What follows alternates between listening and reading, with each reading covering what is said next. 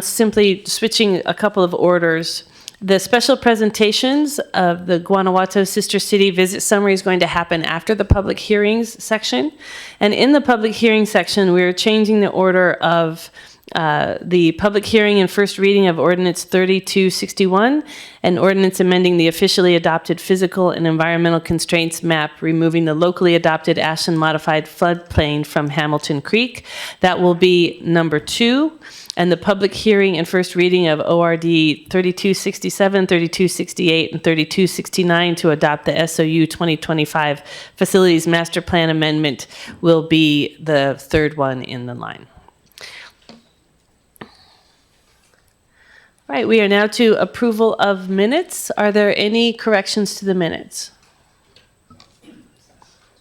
Councilor Duquesne? I was reading from the business meeting, and I arrived late on Zoom, so I did not approve of the minutes or the consent agenda, and it said that I did, Okay. but I was here late. No, it's okay. So the process then is to correct those and bring those back to the next meeting? Yes. Thank you. Okay. In terms of the minutes of the study session, are there any corrections to the minutes of the study session? Okay, the floor is open for a motion. Councilor Dale. Thank you, Mayor. I move to approve the minutes of the June 16th, 2025 study session. Is there a second? I'll second that. Roll call, please, Alyssa. Hanson, Yes. Duquesne, Yes. Kaplan, Yes. Bloom, Yes. Dale, Yes. Sherrill. Yes. And we are now to the consent agenda. Would any councilor like to remove any of the consent agenda items? Okay, the floor is open for a motion to accept the consent agenda. Councilor Bloom. Yeah, I move approval of the consent agenda. Is there a second? Okay. Roll call, please, Alyssa. Bloom, Yes. Dale, Yes. Sherrill, Yes. Hanson, Yes. Duquesne, Yes. Kaplan. Yes. So we are, as I mentioned earlier, we are holding the special presentation until after the public hearing section, so we will move to public forum. Alyssa, has anyone signed up to speak to us today for public forum?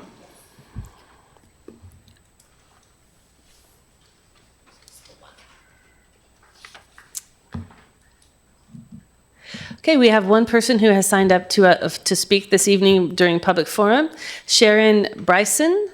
You will come up to this microphone here, to the podium. You'll see that there is a light signal on the podium that will indicate red, yellow, and green. You'll have 3 minutes. When you have 20 seconds left, there will be a chime that will tell you that. There'll be a little sound signal.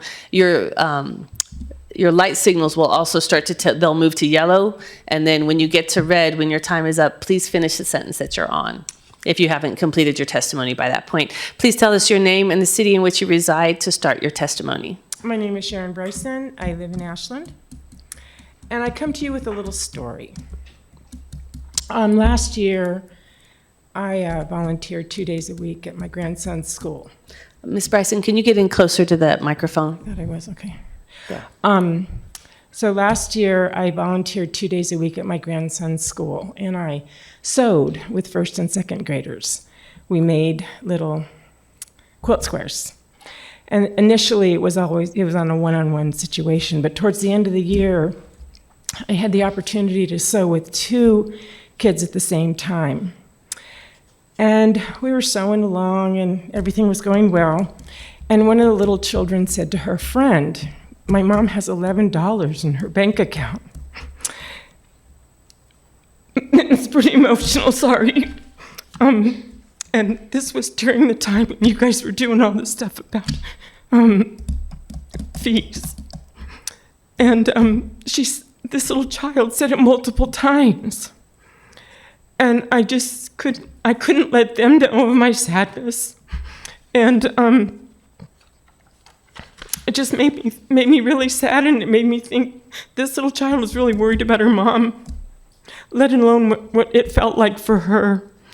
And again, like I say, it was during the McGrath time, when the comp and raising the fees for raising salaries and all of that. And I'm thinking of this tiny little family that I know, I'm pretty sure you guys all know that Ashland School District qualifies for free and reduced lunch. And that means that we have a lot of kids, a lot of families. That's how we qualify for that, is because of the poor families that we have in this town. And I'm not following my thing at all. So I tell you that because of the $17 when this household has 11. And so now the question, again, for, it's not only employee raises, it's fire protection, it's facility consultants, the list goes on. And then we talk about strategic plan, which strategic plans are wonderful. The thing I think the strategic plan is missing is responsible spending. And I know it's not an easy thing, but I also know that everybody knows that Ashland School District, RVTD, SOU, DOT, it goes on. And people, these organizations are eliminating positions, reducing hours for their staff. And I believe that Ashland has the capacity to earn a lot of money. And I think of the little green spot that's down at the south end of town that people knock their little white balls around. And I'd like for us to think about that as a cash cow. And I think about tournaments. We could anyway, I'm going to, in my closing, because it's only 1 second, my last sentence is, think about the poor people that live here. We want them here. Thank you.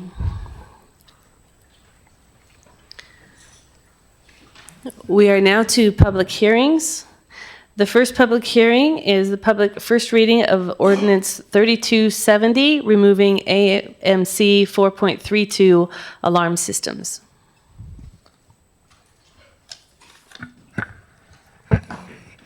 Mayor and Council, tonight, Finance Director Marianne Berry is here to do some municipal code cleanup with a section that we no longer utilize. We're looking to take it off our books. Good evening, Mayor, Councilors. That is pretty straightforward right there. We are looking to repeal AMC 4.32 alarm systems. We do not get a whole lot of revenue. However, the time that it takes to process the permits and collect the fees is more time than is necessary. Furthermore, and if you have any questions, please, Chief here, Taya Mira is here to answer them. We don't really uphold the process that's in the alarm system code. So I'll leave it at that. Councilor Dale? Sure, thank you. Appreciate that. Yeah, Chief, would you mind I just got one quick question for you and then a question for Mary Ann.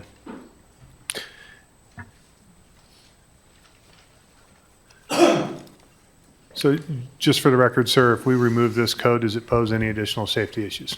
It does not. The alarms are still going to come in. We're going to be responsive to every call for service that we get. So this is a complete non-issue. I think it's an antiquated ordinance and it's not needed in the 21st century. Thank you, Chief. What more, Mayor? Mayor, thank you. Mary Ann, so what you're saying is that this ordinance actually costs more to have on the books than it does generate revenue. Thank you very much. Any other questions of staff? Okay, I open the public hearing. Alyssa, has anyone signed up to talk to us this evening about this issue? No. Okay, I close the public hearing. We are now to deliberations for council. The floor is open for a motion. Councilor Bloom. Yes, thank you. I move to approve the first reading of the removal of Chapter 4.32, Alarm Systems from the Ashland Municipal Code, and send ordinance number 3270 for the second reading. Second. Councilor Bloom? Nope. Councilor Duquesne? No, I'm good. Any further discussion? Councilor Dale? Just one quick thing is, please keep doing this. This is, the efficiency behind this is wonderful, and as we look to cut costs and look for where we can create efficiencies, I appreciate staff's work in combing through the code and finding these things. Keep them coming. Thank you. I agree. Any further discussion? Roll call, please, Alyssa? Dale, Yes. Sherrill, Yes. Hanson, Yes. Duquesne, Yes. Kaplan, Yes. Bloom. Yes. Great. Thank you both. We now move on to the second public hearing and first reading of Ordinance 3261, an ordinance amending the officially adopted physical and environmental constraints map, removing the locally adopted Ashland modified floodplain from Hamilton Creek, planning action number PA-T3-2025-000012. Good evening, Mayor and Council. Brandon Goldman, Community Development Director. To my right is Aaron Anderson, our Senior Planner and Certified Floodplain Manager. The action before you tonight addresses a correction to the city's officially adopted physical and environmental constraints map. That map delineates floodplains, steep slopes, and other natural hazard areas, specifically the segment of Hamilton Creek between Mistletoe Road and Interstate 5 at East Main was inadvertently included in the Ashland Modified Floodplain Overlay beginning well back in 2010. So the inclusion of this segment in our research was not based on supporting documents or hydrologic studies, nor was it included in the City Council's official findings for the adoption of the map amendment in 2010. Essentially, the error seems to have resulted from a graphical oversight in terms of digitizing maps into paper maps. And at that time in 2010, we switched to a digital format. And the planning director at the time provided paper maps, including a draft Hamilton Creek Ashland Modified Floodplain map to the GIS department, who appropriately digitized that, and that came back to the City Council for adoption. But it began because the map was part of that adopted ordinance, although there was no support information for it. Any substantial amendment to that map, including the proposed removal of it at this point in time, requires council action. I do want to note that the underlying, or the FEMA floodplain, which is the floodplain most people are familiar with, is entirely unchanged by this. What we're referring to is a modification that Ashland did to represent historic areas of flooding that weren't represented in the FEMA floodplain map. However, with removal of it, the boundaries of the 100-year floodplain from FEMA would remain. The Ashland's designated riparian corridors and water resource protection areas associated with Hamilton Creek would still remain. What it would do is remove the additional area that was regulated through the Ashland Modified Floodplain. I don't know if you have a map that shows that, from consideration, which essentially impedes development because it's defined by our code as having a flood hazard when it's been demonstrated that none exists. So we are coming back to council at this time to propose the removal of the map to accurately reflect the flood hazard areas based on the verified data from FEMA. And if you need any additional context, Aaron Anderson has done quite a bit of research and work on this, and I'm sure would be happy to answer any questions you may have. Questions? Okay. Go ahead, Aaron, did you have something? I'm more than happy to field any questions that you have, but really Brandon has covered the bulk of what I would present. Great. So I will open the public meeting. Alyssa, has anyone signed up to speak to us on this issue? No. I close the public meeting. The floor is open for a motion. Councilor Bloom? I move to approve the reading of ordinance number 3261, amending the officially adopted physical and environmental constraints map, removing the locally adopted Ashland modified floodplain from Hamilton Creek, and move to second reading on August 5th, 2025. Second. Councilor Bloom? Housekeeping. Thank you. Councilor Kaplan? Any further discussion? Roll call, please, Alyssa?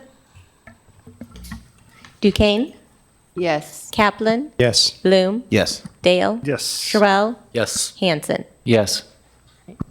Thank you. And now to our third and final public hearing issue, public hearing and first reading of ordinance 3267, 3268, and 3269 to adopt the SOU 2025 Facilities Master Plan Amendment. Mayor and council, if I could just, I know we've had a lot of communication about this particular master plan, so I just wanted to set the framework of what we're talking about tonight. So we are only considering the master plan. So this master plan is unrelated to any development proposals that SOU may be discussing around senior housing. And this will have to, any sort of development on SOU is going to have to go through the normal standard planning action site review. So that's not what we're doing tonight. This proposed change would amend certain land use requirements for SO zone properties.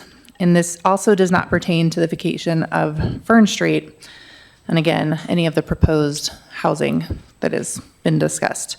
So our focus tonight is solely on the ordinance related to the SOU master plan. Councilor Hanson?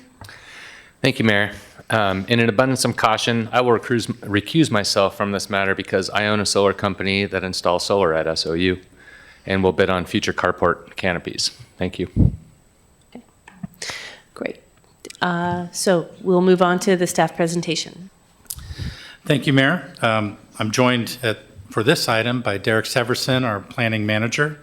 As Sabrina Cotta noted, the council is considering the Southern Oregon University 2025 Facilities Master Plan as a supporting document to our comprehensive plan.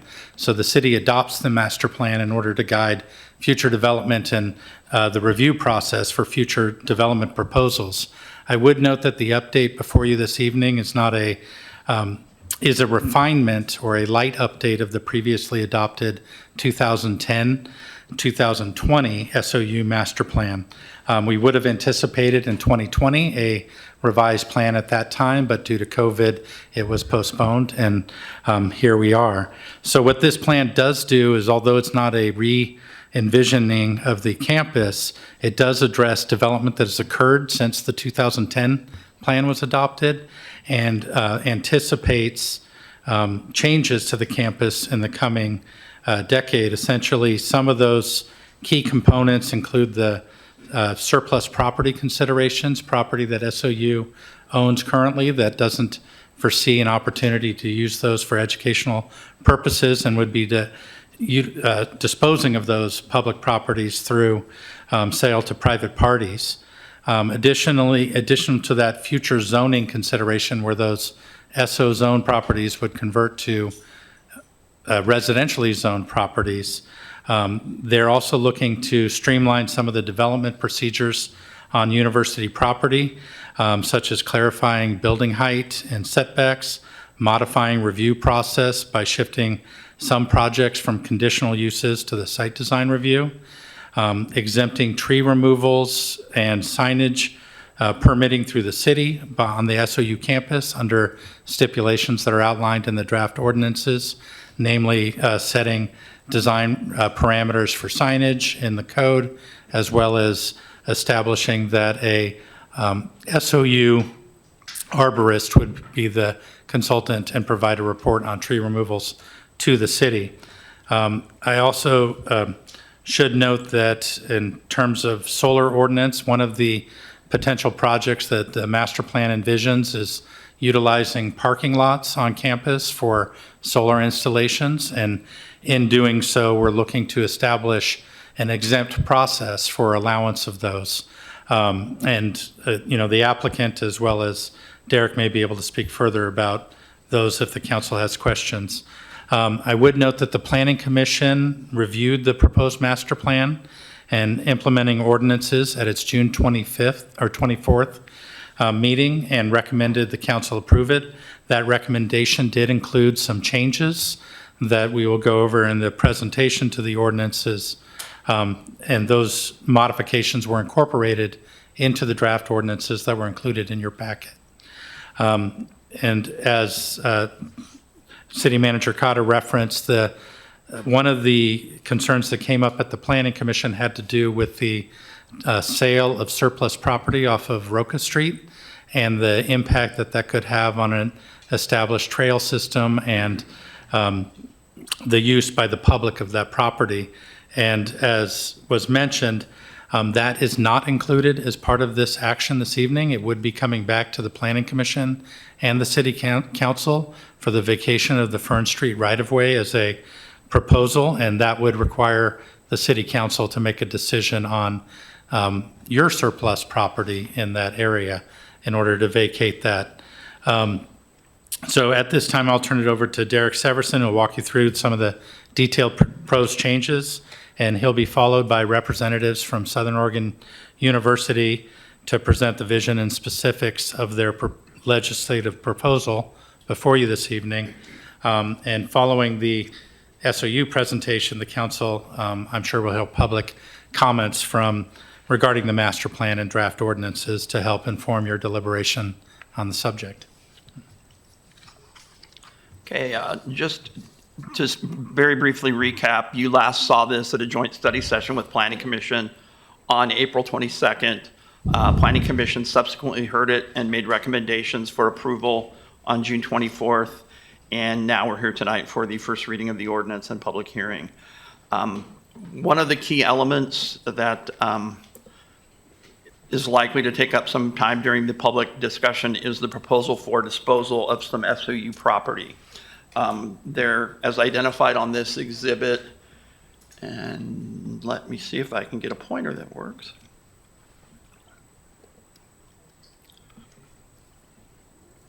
So there are 3 property groups that are proposed to be sold to private property owners by the university, and in so doing, the zoning would change. While the properties remain under SOU ownership, they would be subject to the master plan designation and overlay regulations. With sale, there's a parking lot here in green on Mountain Avenue just south of Siskiyou that they've proposed to change to an R2 zoning. R2 is a low-density multifamily residential with a 13.5 unit per acre base density. There's a grouping of properties here on Henry Street, just off of Mountain, that are proposed to be changed to R3. I believe that's just under 3.5 acres. And the R3 density is a high-density multifamily that would allow a 20 unit per acre base density. Up on Roca Street, as well as Madrone and Oregon Street here, there are some properties that are proposed to be switched to an R1.75 zoning. That's a single-family residential zoning that requires a minimum lot size of 7,500 square feet. The arrow here is to kind of orient you to the Fern Street right-of-way, which again is proposed for vacation, but that is not under consideration tonight. We'll go to the Planning Commission next Tuesday, and then subsequently we'll come back to you for a final decision. So the master plan itself is under consideration tonight, and this is a key component of it. Was not going to go through all the elements that are explained in your packets, but did want to touch just briefly here on the Planning Commission recommendations, which were to retain a type 2 conditional use permit process for properties within 50 feet of projects within 50 feet of private property, clarifying that buildings over 15,000 square feet of gross habitable floor area require site review, exempting solar arrays from land use process when they meet specific requirements, putting height allowances generally in line with what you saw recently for climate-friendly areas, which is 50 feet up to 60 feet for affordable housing or student housing, and greater heights than that would require a conditional use permit. And as Brandon mentioned, exempting tree removal and site review or sign design, sign permitting from our standard process. And then finally, issues raised by neighbors on that Roca Canyon section.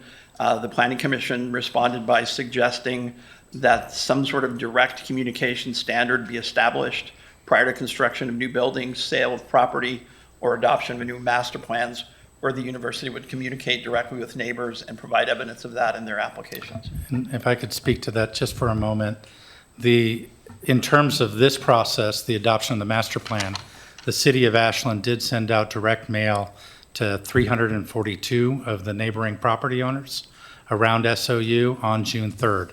So they did receive notice from the city. I think some of the concerns from the neighbors is that they would appreciate more correspondence from the university directly. In follow-up to the Planning Commission meeting, my understanding is the university did send out postcards in advance of this meeting to the adjoining property owners. But again, we would be looking in the future that development proposals that trigger a site review or a conditional use permit, that the university reach out to the impacted parties as part of their application to the city so that there's more notice than is required under the land use provisions. So again, was not intending to go through all of the details of the master plan in the interest of saving time. So staff are recommending that you adopt the master plan, approve first reading, and move to second reading on August 19th. And the ordinance provided tonight, as Brandon mentioned, to incorporate the Planning Commission recommendations. We've got a potential motion here, if that helps, and we're happy to answer any questions before the applicants speak if you have any. Questions? Councilor Bloom? Yes, thank you for putting this together. So I have a question about in appendix, or exhibit B, item 3 here, the Planning Commission's recommendations about aligning with the CFAs. I'm curious, I don't really understand the logic of that because some of these properties are outside of what council has decided as a CFA. So what would be the reasoning for restricting potential height allowances? So presently on SOU campus, the maximum height is 40 feet without getting a conditional use permit. Presented by SOU, they had proposed a 60-foot height. The Planning Commission, having just gone through a review in terms of compatible commercial within proximity to residential and the climate-friendly areas, determined that a 50-foot height within those climate-friendly areas was appropriate for those purposes. And thinking of that in terms of the SOU campus and its proximity to residential around the perimeter, also felt a 50-foot height would be compatible with that. However, just as the CFA ordinance was adopted, allowed a greater height of up to 60 feet for the inclusion of affordable housing, the Planning Commission felt in their recommendation to incorporate that so that if affordable housing or eligible student housing was provided as a public benefit, that a 60-foot height would be allowable outright as a permitted use, still subject to a site review, planning action and review, but not triggering the full conditional use permit. In the event SOU proposes a building that does not incorporate affordable housing or student housing that's over 50 feet, they could do so with a conditional use permit, or in the case of even taller than 60 feet, could do so if a conditional use permit were granted. So I think that was the reasoning, was looking at moving the employment zone lands from 40 feet to 50 feet, looking at increasing the height allowance in SOU from 40 feet to 50 feet or 60 with the provision of affordable housing. So why not raise that to 70 feet with a conditional use permit instead of 60? That is just an item that the city council could consider if you felt a higher maximum height without requiring a conditional use permit was appropriate because of the campus's unique situation within the community and felt that it differed than Ashland Street or the railroad property, the areas associated with the climate-friendly areas.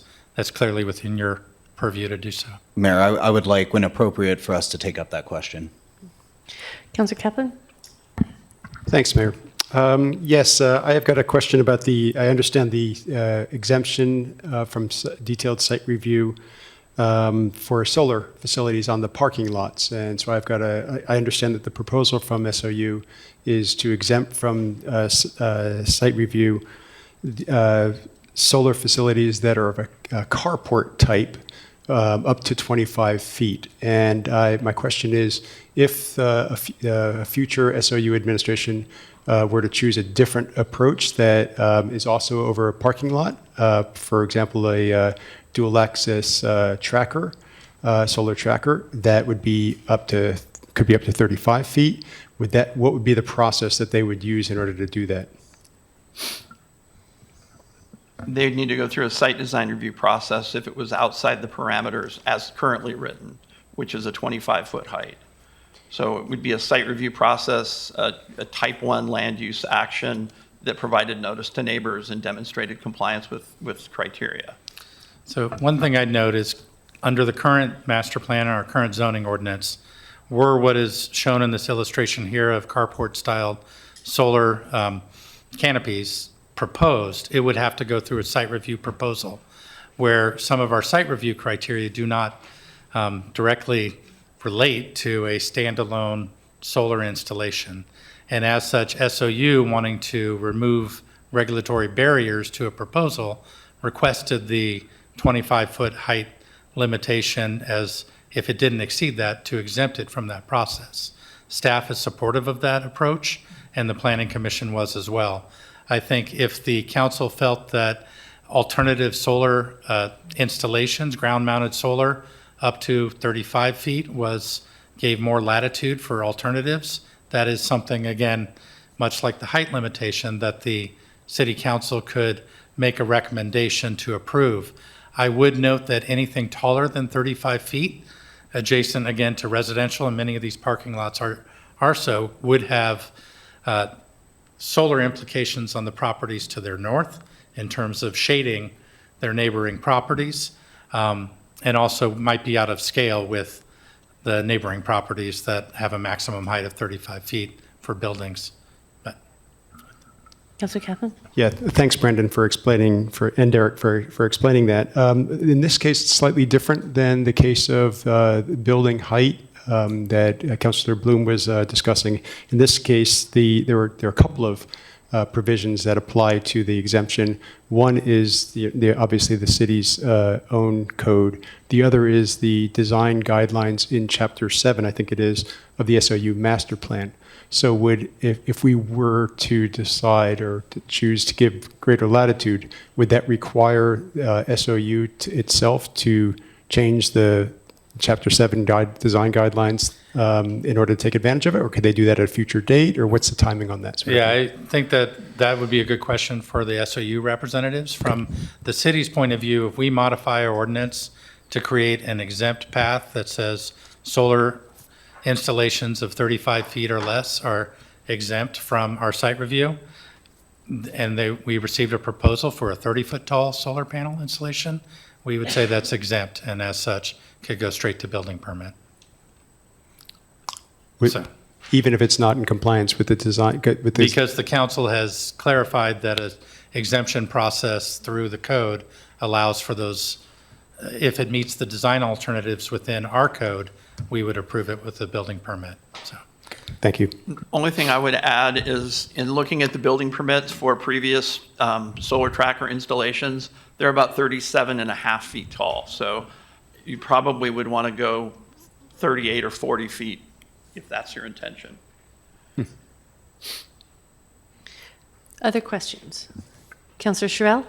Yeah, thank you for putting this together. Anytime we're looking at potentially changing a use, can you speak just maybe briefly on if there will be any kind of affordability requirement or a percentage that's going to be kicked off by something like this? A lot of people have asked questions about affordability according to this plan. The code has provisions to require affordability when you're making a zone change for commercial, industrial, or employment land. It doesn't impose a similar requirement on SO, university zoned property. So there's no requirement for affordability here. Thank you. Councilor Duquesne? Thank you, Mayor. To follow up on Councilor Sherrill, Brandon, you said earlier, and I think that in reading this, that the Planning Commission approved 60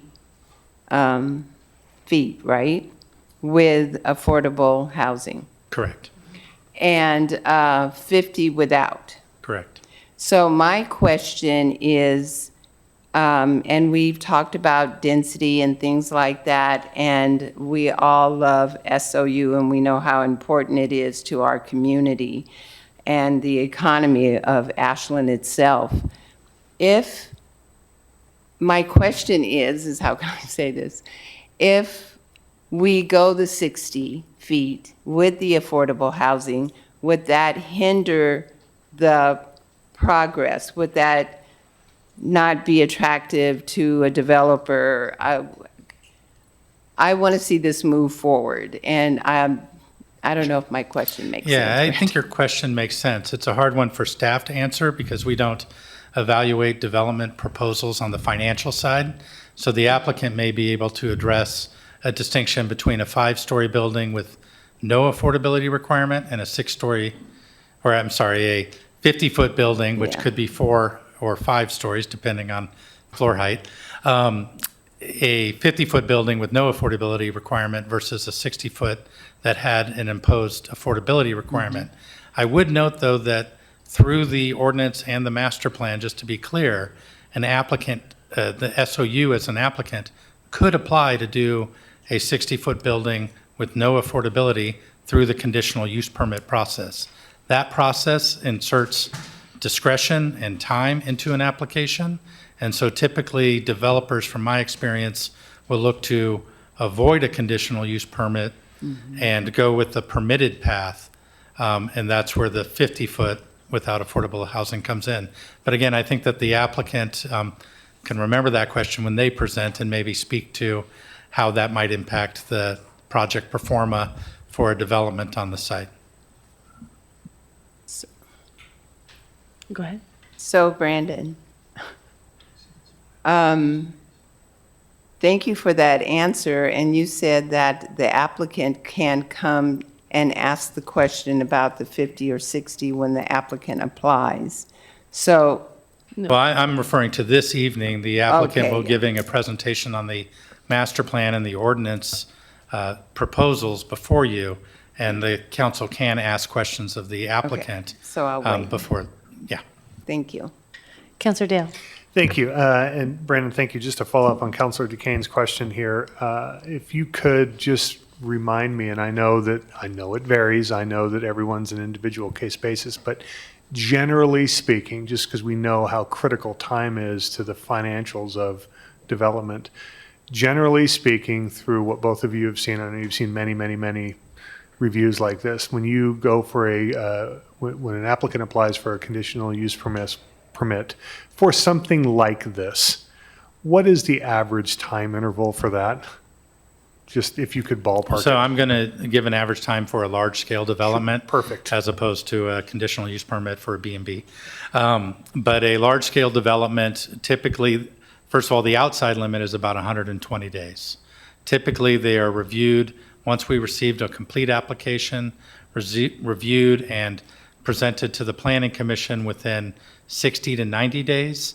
If appealed, then it comes back to the City Council, and at that point, it's always up against that 120-day clock.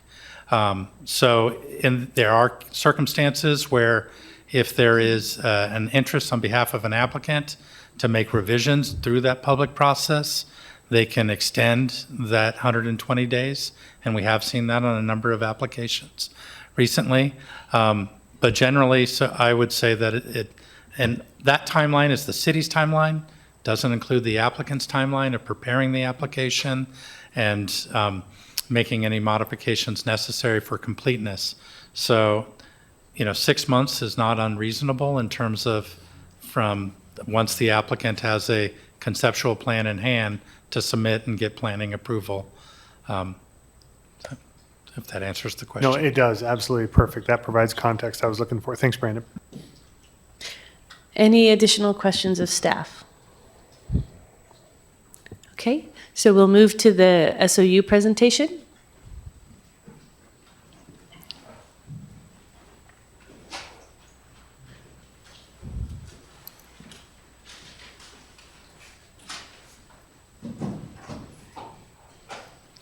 you, Madam Mayor, members of the council. My name is Alan Harper with offices here in Ashland. You want me to turn it on? Turn them on. Oh, my gosh. Madam Mayor, members of the council, again, Alan Harper, representing SOU with offices here in Ashland. Mayor Graham and members of the council, for the record, my name is Rob Patridge. I'm the general counsel for Southern Oregon University. And we didn't want to do the whole dog and pony show for you tonight. You saw it fairly recently. We did a really deep dive with Planning Commission. We just kind of wanted to remind the council and everybody watching, hopefully lots of people watching and people here tonight, kind of what the process is that we undertook. Derek and Brandon accurately described this as kind of master plan light. A lot of times these programs go into a very deep dive of a lot of visioning and a lot of aspirational kinds of things of setting course for the university. Our approach was really to enter into creating a roadmap of really where the university knows they're going, projects that we're very confident that will get done, some things that you've already seen, such as the softball field improvements down at the farm, really tied into sustainability, and some other improvements around campus. We really took that approach to trying to lock in really concrete projects and a handful of kind of aspirational future development things that we know will happen, and some things that we added along the way as we listened to stakeholders needing more family housing, looking for different spaces for native nations to gather. So we really, through the course of this process, tried to lay out a roadmap of where we think SOU is going, academically, athletically, facilities maintenance-wise, and certainly with a big focus on sustainability. Having read through, I think I can confidently say I read through all the university master plans for Oregon schools, and we would be the only one with a full chapter on sustainability and the depth of goals and the depths of accomplishments. It's a part of Ashland, of course, and it's definitely a part of SOU. Following the study session, we did do some follow-up meetings with city staff and the electrical department to make sure, I think in response to a question at the study session, that if we were able to hit some of these aspirational goals on solar and these arrays, would we somehow be burdening the city? Would the city, I think it was a smart question to ask, if we do all this stuff, well, what might it cost the city on that end? Like a lot of great ideas. And it was nice to have those conversations, be reminded to have them again, but to realize there wasn't going to be an impact on the city, that there was enough capacity. I'll let Rob talk for a minute, but then I'd like to respond to a couple of the comments that have been made and just see if we can move down that road. Go ahead. Yeah, so just to give everybody kind of a snapshot of where SOU currently sits, in where it's gone since the approval of the last master plan 15 years ago. We're at a state where our number of students has fallen by 32% on campus. Our number of student housing has gone down also by about 32% as well.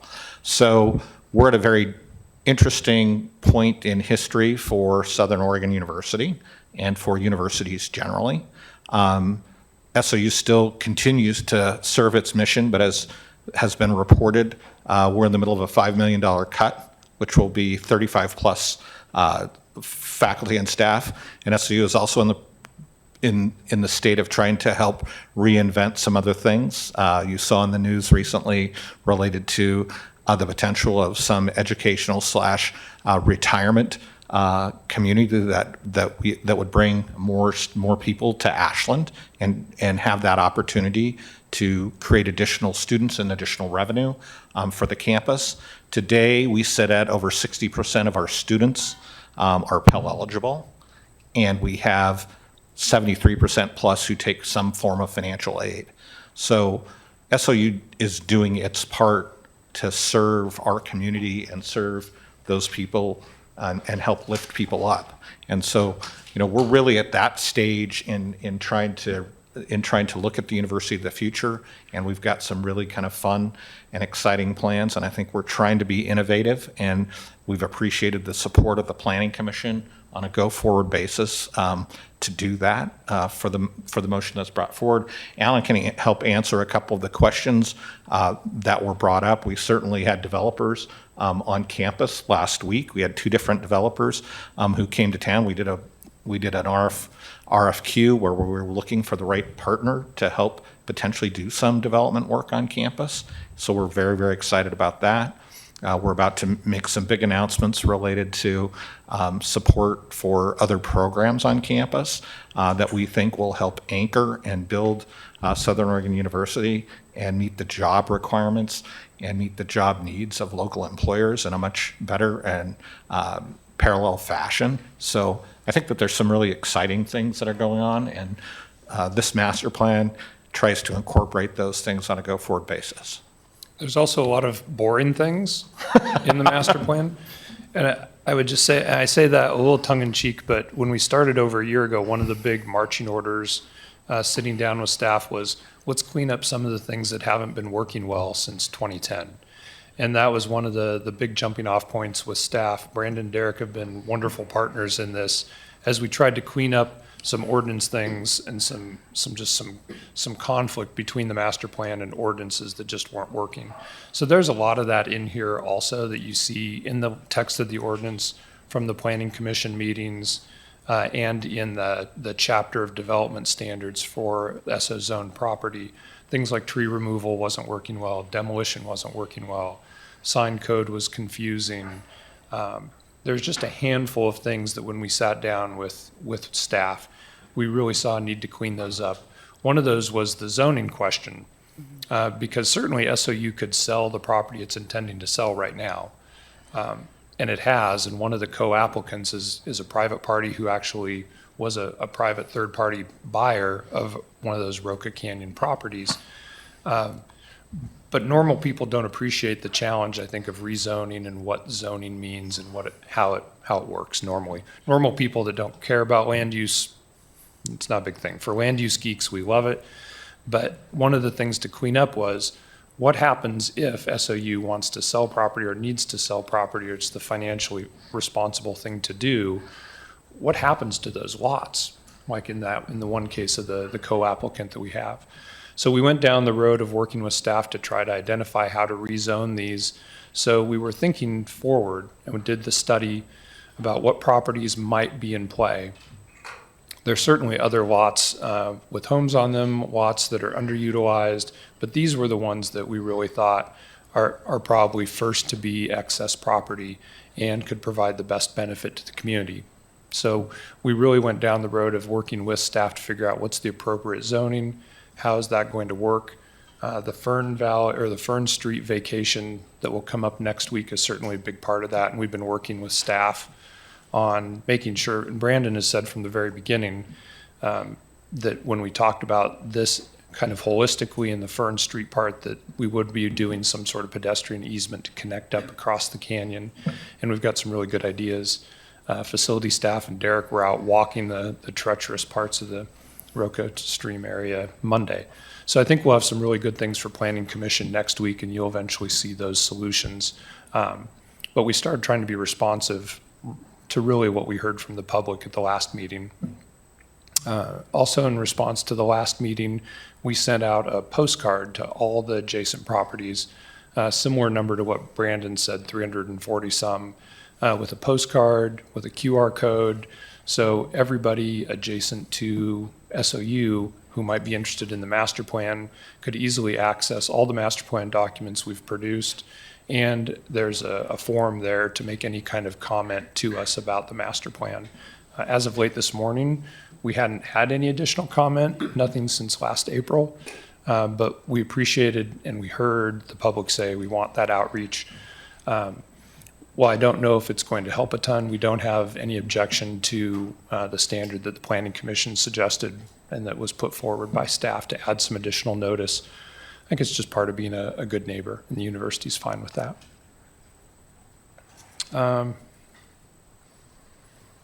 I think I've got comments on many of the questions, but if people want to toss questions our way, if you don't throw it at us, I'll make sure I circle back around to it. I know that there are some questions, so if now is a good time to do those. Councilor Dale? Thank you, Mayor. Appreciate that. Thank you, gentlemen. When I hear that people are going through existing documents to find inefficiencies and to correct those, it's wonderful. Our staff was just doing that about 45 minutes ago, so it was wonderful. And I enjoy that. But one of the things you said that kind of caught my attention, I was hoping you might be able to elaborate on, but you said you had mentioned the issues surrounding tree removal and demolition. So if you could provide some context, because those can tend to cause people to maybe not understand exactly what that entails. They're kind of, we'll say, destructive in nature, so to speak, at a high level. So if you could just dig into what you meant by those two procedures or policies specifically, that would be great. Sure. No, I appreciate that. I forget, we've been deep in it so long, I forget to sometimes just explain what we're talking about. One of the issues with tree removal on the whole campus, and the two issues are really similar, because SOU manages this large piece of land and all of the trees on it. It's a little different than a normal small commercial lot or any kind of small lot. We're managing more like a park. And so the thinking was, rather than going through a tree removal process with all that entails and all the bureaucracy of it, some of it's really important though for making sure the right things happen and with, responsible management. We went down the road of talking with staff about how does the Parks Department do it? And Parks Department operates on a similar kind of a system. They manage all this inventory, but they have a staff arborist. They do a annual or biannual report. And so the thinking was really those are real similarities in good practices and good managements. Provide for transparency, provide for the right professional management, having to have an arborist on staff or a contract arborist that's dedicated to this project. And so we went down that road, and Planning Commissioner Concarin was very clear and direct with us about what those needs were and what those standards should be. And I think we got to a really good place. I think we got to the place where everybody wanted to get to, which was having those be similar, less bureaucracy, but still a transparency and a report out that's public and will be followed through on an annual basis. On demolition, the interesting part of our code, and it was a little bit of a glitch, that the master plan just didn't really address demolition. And so when you go under the Ashland code, the normal practice, there's some really interesting provisions that make sense if you're demoing a house or an office building. And part of the criteria to get a demolition permit approval is you've demonstrated, the value of the building and the possibility to rehab it and some other things. And it's a different creature than managing the huge thing that is the SOU campus and the state funding for buildings and buildings of a size that shift around. So, where you don't have you've got one owner managing buildings that can be decades and decades old, and there's a constant turnover inventory. So dealing with like the demo approval for Cascade, one of the things that had to happen was a little bit of a look forward to go, well, the new thing that will get built were the new dorms. Even though they were years apart, we just demoed Cascade recently. And the new dorms have been around long enough that students don't think of them as new dorms probably. So we tried to address some of those things just don't really work when you're moving the chess pieces around that is an SOU campus. But what staff was really clear on is one of the things that's important to Ashland and important to the community is the provisions of the demolition code for portions of demolition that has to be reused. You need a plan for recycling materials. It has to go through a city committee review of that plan. So we struck that balance of going, what are the provisions that don't make sense on something like an SAU campus, but incorporated those provisions of the existing code that really reflect our community. Perfect. Thank you very much for that. Councilor Bloom? Thank you. Yeah, I think you probably know where I'm going, kind of to the earlier point I made about the height allowances. So originally what you were looking for was to allow for 60 feet up to 70 with a conditional use permit, correct?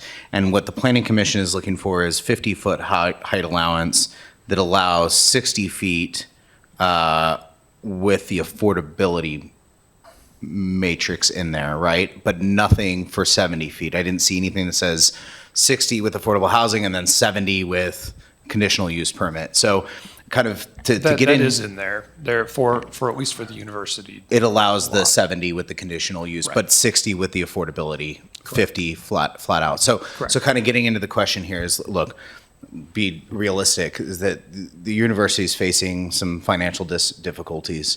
And I think that I'm very impressed with President Bailey and the plan that he's put forward. And I think that it's going to be successful from everything that I've seen.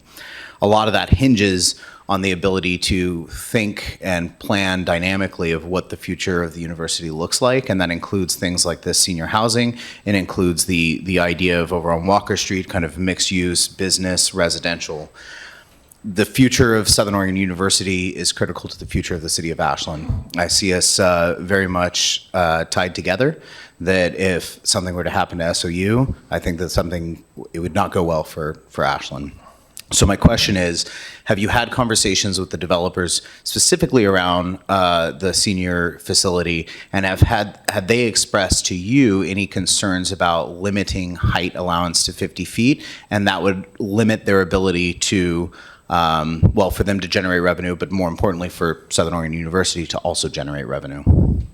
So we have, and it does limit the density on the site, which then limits the financial viability and long-term sustainability of the site.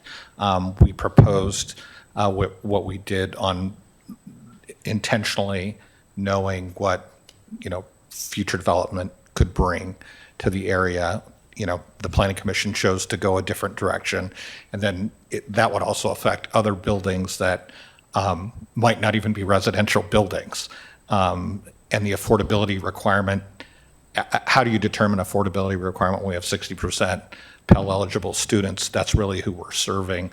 So it's a really, it's like a strange residential thing that was imposed. We can live with that if that's the choice, but what we asked for was different. And you're spot on. It is exactly because of the Cascade project and the redevelopment there. The initial ideas of stepping that down and having that be that height, and with the design that fits that site, that was exactly where we were going with it.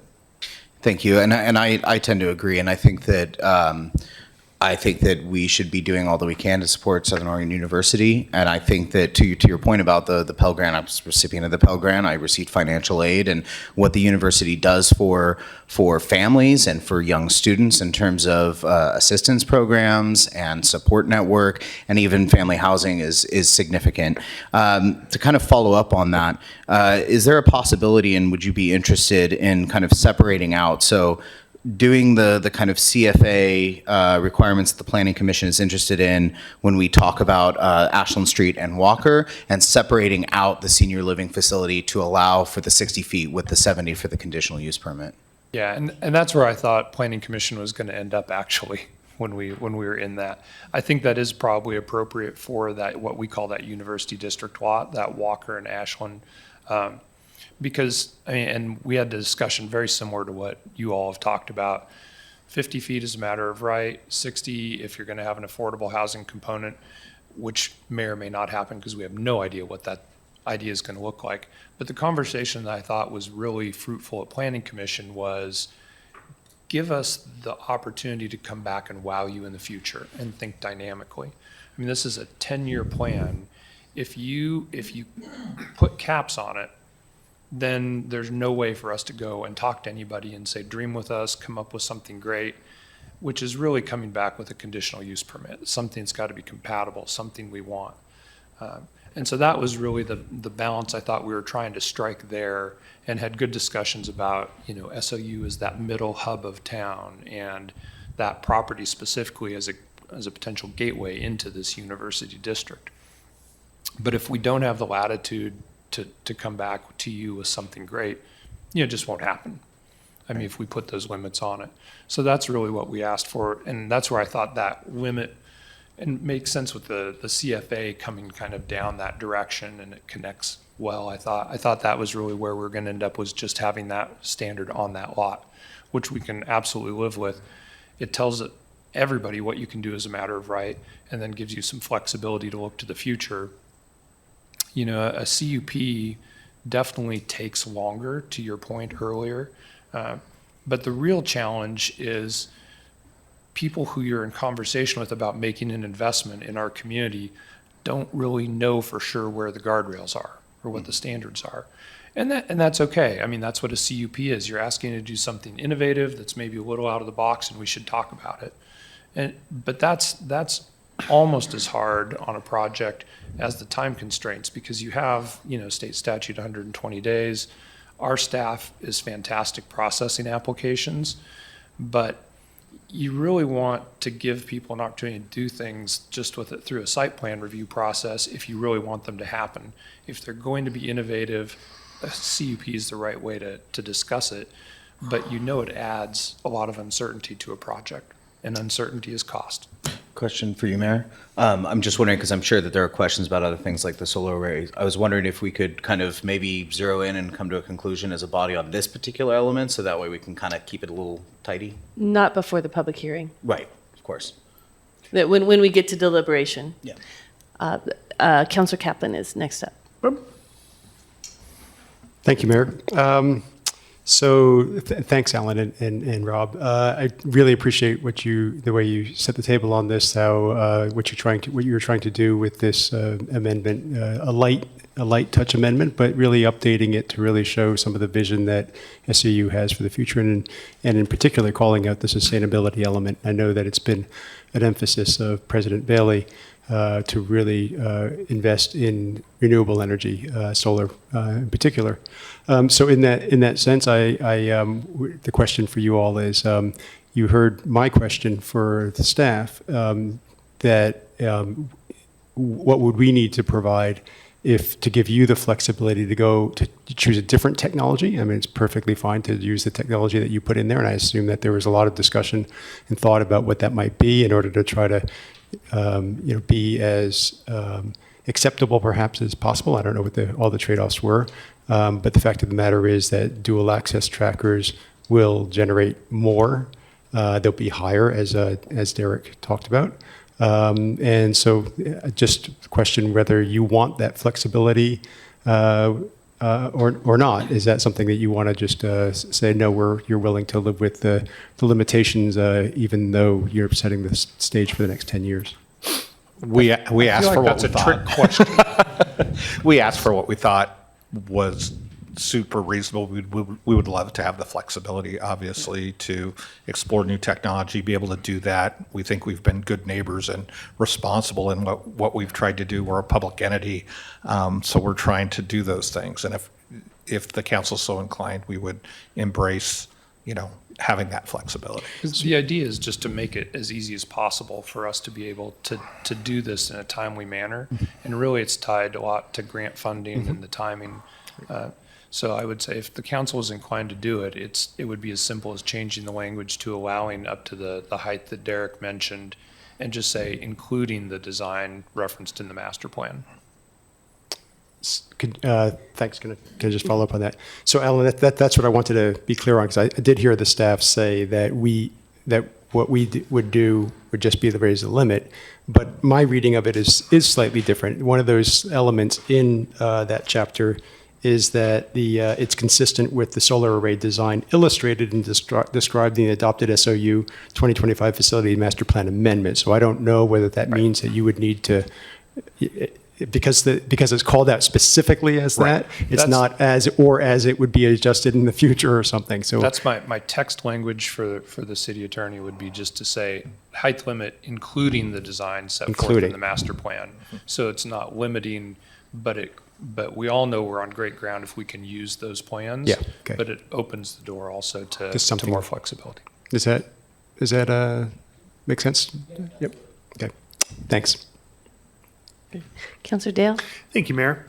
I'd like to go back to what Councilor Bloom was chatting about, and just, I guess, I'm going to try to be as direct as possible here. So, but I'm not going to go too far as I'm talking to an attorney here, so I'm not going to ask you a yes or no question, but I am going to ask you a question with a response and a percentage. And I believe I heard it when you were explaining to Councilor Bloom, but I'll ask it directly, which is, if this ordinance is moved forward with the restrictions that the planning department, or planning commission, has placed relative to density and heights, what is the percentage that this project practically goes forward?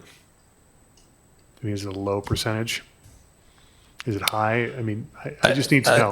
What I would tell you is it's too preliminary right now for us to know for sure one way or the other. It's going to take, we just met with the developers, internally optimizing how much financially the university can gain to offset other maintenance of the university is what's going to be key. So I wouldn't feel comfortable, even though I'm an attorney, telling you what a percentage is right now. I think it's just, I think it's too preliminary, and we've got two very different types of presentations from the development groups that were here. Very, very different types of modeling and everything else. So we got to hear a couple different things, but I would tell you that the developers did indicate that the density, having the higher density would make the project, more sustainable and easier to finance, obviously. So I couldn't put a percentage on it, but I am comfortable saying it's more likely to happen if we get the height that we would like. Perfect. I understand where you're going. And, Yeah. and I know I was putting you in a position that's No, a it's difficult fine. question to answer, but I was just trying to kind of summarize, basically, for lack of a better term, where you're at. Yeah. What the realities are. Okay, thank you. Any other questions of SOU? Okay, great. Thank you very much. Thank you. I will now open the public hearing. Alyssa, has anyone else signed up to speak besides the documents I have here, the forms? Okay. So we are now to the place in our agenda where we will hear from community members. Each community member will have 3 minutes. You will come up to the podium and speak in the same format that the previous folks have spoken. You'll have 3 minutes. You'll get a chime when you have 20 seconds left. That gives you the signal that to start to wrap it up. And when you get to the end of your time, you need to end your testimony if you have not done so already. The lights alongside the microphone will signal you when you hit that 20-second time. It'll go yellow, and then when your time is done, it'll go red, and it will align with the chimes. If you have mobility issues and you need a microphone brought to you, please just let us know, and when it's your turn to talk, and we will adjust that and bring the microphone to you. What is helpful for us is if we have multiple people line up, so I will name these out 3 at a time. Please speak in the order that I call, and please tell us the name and the city in which you reside. We don't need your actual address, but we do need the city that you would reside in. So with that, we will go ahead and get started. The first speaker is Rivers Brown, followed by Amy Swan and Allison Laughlin. Over here, sir, at the microphone. And please, speakers, please get in nice and close to that microphone so that we can hear what you have to say.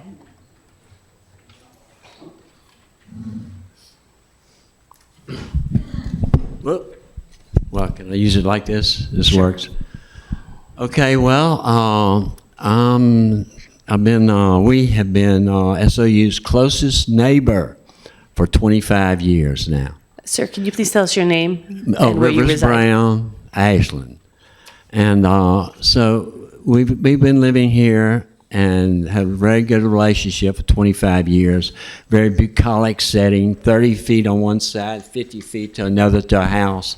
Glenwood Park across the street, and that vast 3.43 acres for sale between Henry and Ashland Street, which had the community garden unceremoniously booted out of it a year and a half ago. Now, I love the people that work for SOU. It's really a nice place. We will be impacted more than anybody, no doubt, in this land sale. We're a divot in that 3.43 acre lot. And SOU was going to bring us along for being zoned R3, but we'll just be 175 now, and we couldn't work, no deals happened with that. They even told the city they wanted to do it, but they just couldn't do it for some reason. And so we'll be on two sides of us, this R3.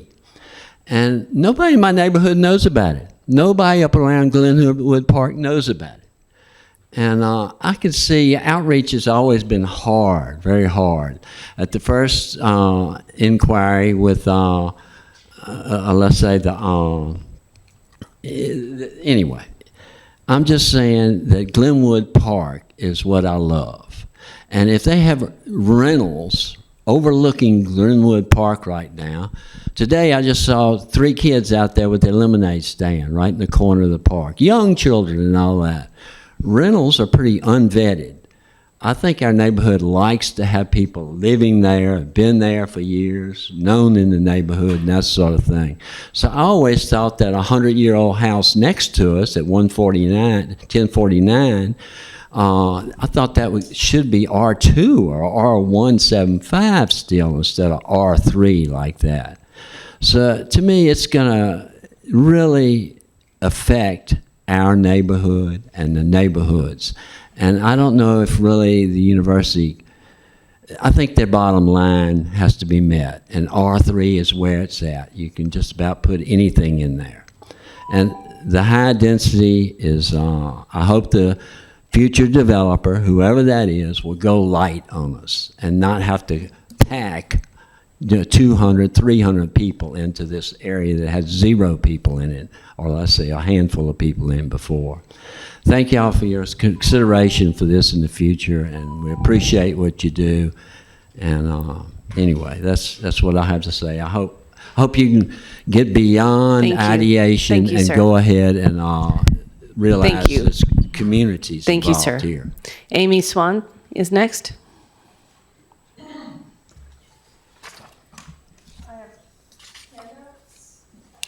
To Alyssa, please.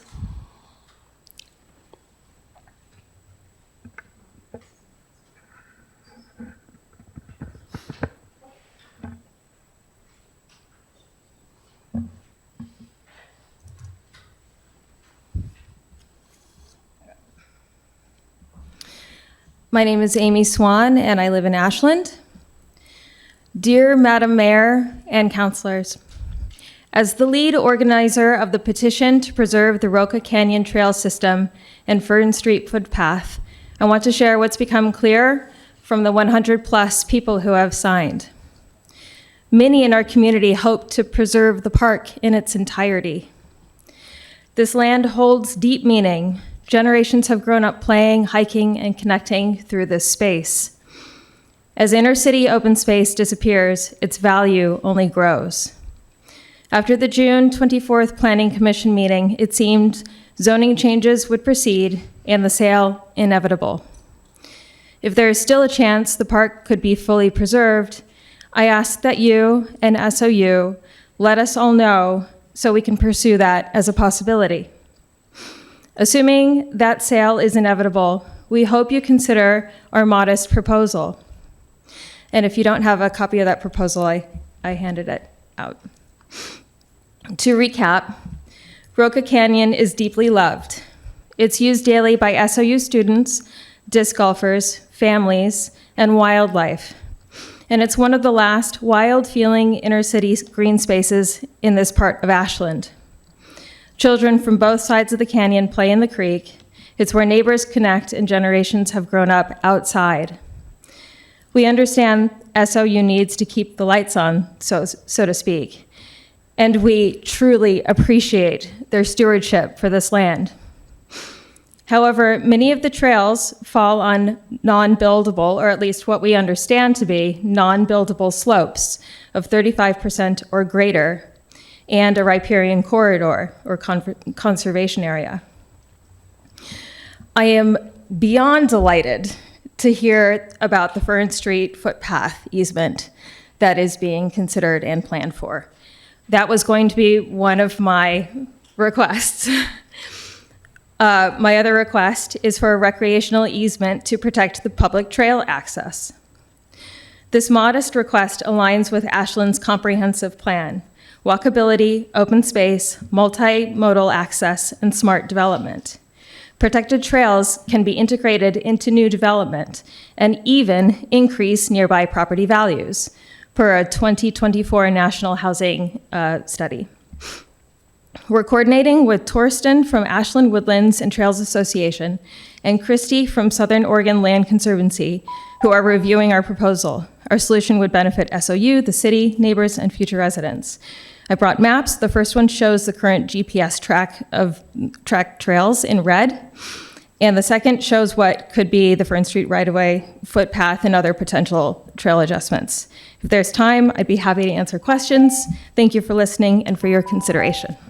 Thank you. We have Allison Laughlin, then Bruce Bergstrom, Elise Emder.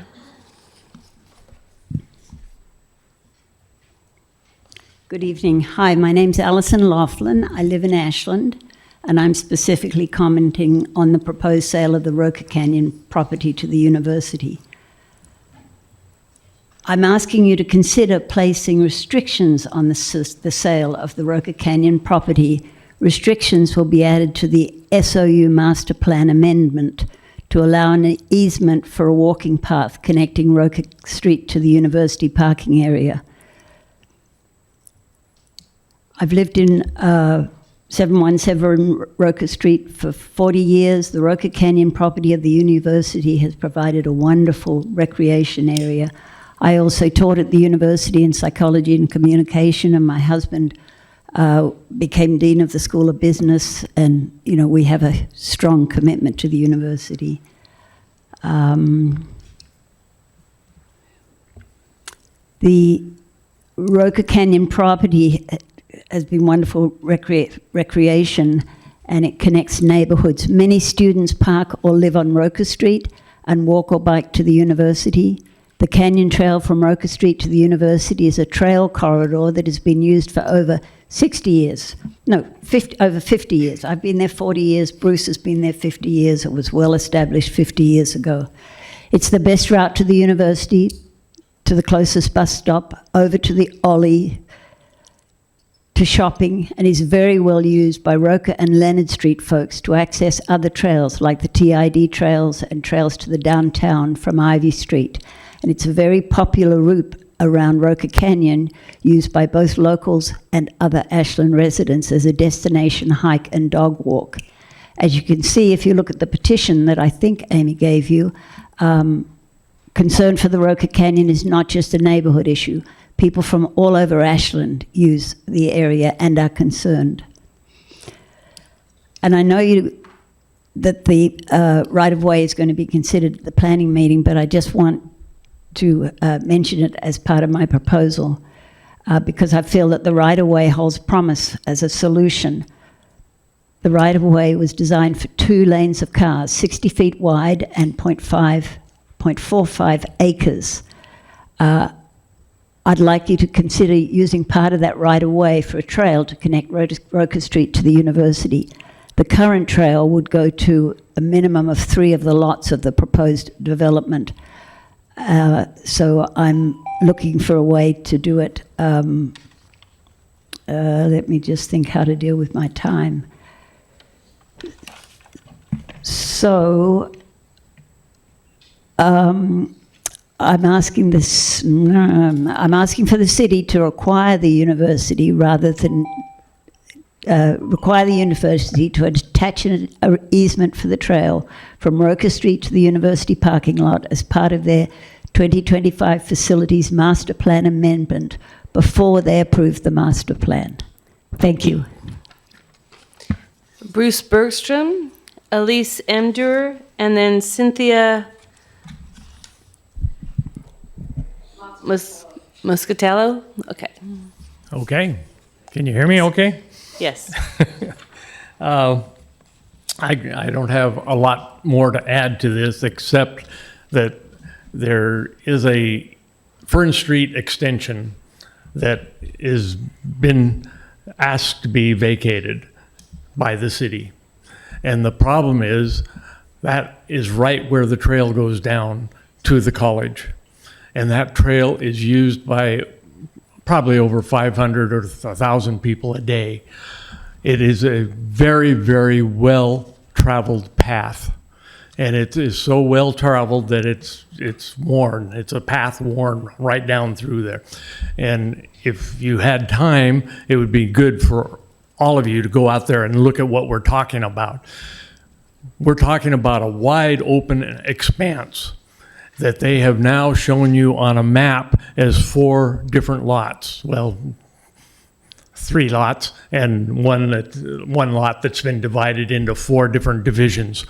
The 4 different divisions, there is some question about the buildability of those 4 lots.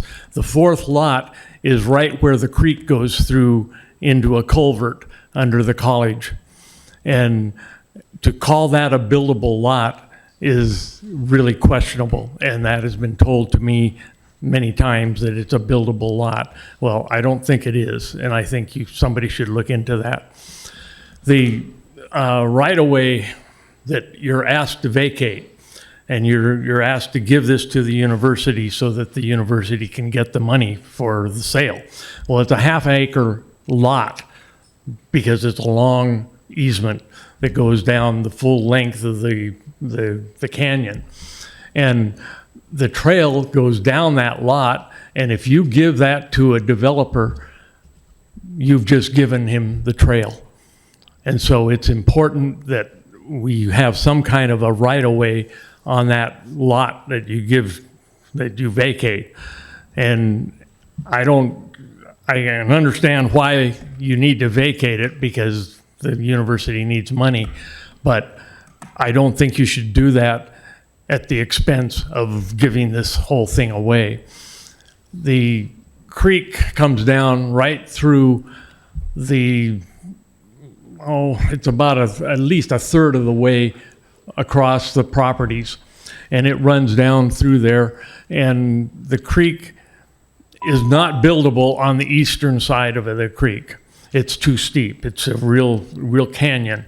And I have been told that a builder can go in and subdivide the 3 lots, the 3 firm lots, provided if the city gives if the city vacates the lot and gives it to a developer can then divide that into multiple lots and develop up to 6 or 8 houses. Thank you.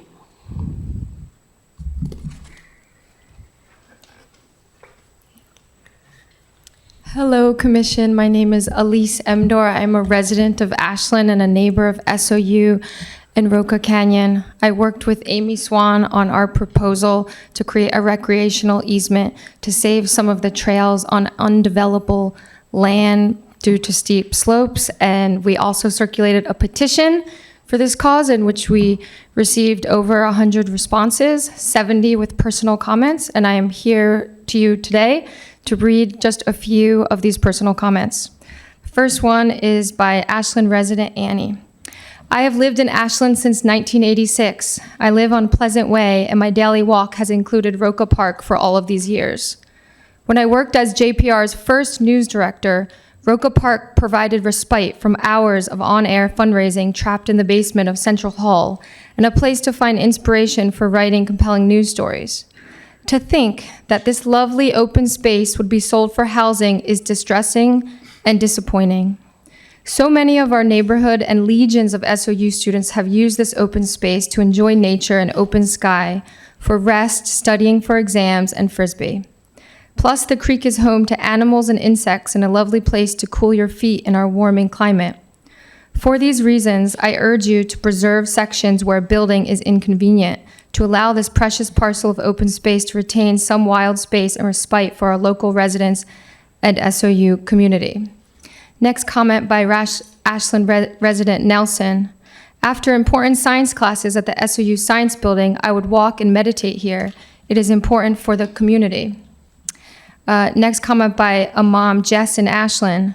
This park is part of our community. My kids are growing up in it. Let's please protect it. Next comment by Adam, another SOU student. I am a double majoring pre-med and art student at SOU, and this area is one of my favorites to walk around when I need to de-stress and reconnect after class. Next comment by Jason, Ashland resident on Beach Street. This park and others like it within our neighborhood add to the unique open space ethic of our community. It would be ideal if the space was not developed as open places to provide homes and safe passage for wildlife, as well as recreational opportunities for residents. If the space must be developed, it is crucial that an easement be granted for trail use for not only residents but wildlife as well. Next comment by Kathy in Ashland. I feel that the quality of life in Ashland is enhanced by the current amount of open space. It is a tragedy to take it away. Last comment by Julian. Public spaces are dwindling everywhere, and Ashland's protection of them is what makes it so special. Once the public loses access to a shared treasure, it becomes impossible to get back. Thank you for your time. Thank you. The last speaker is Cynthia Moscatello.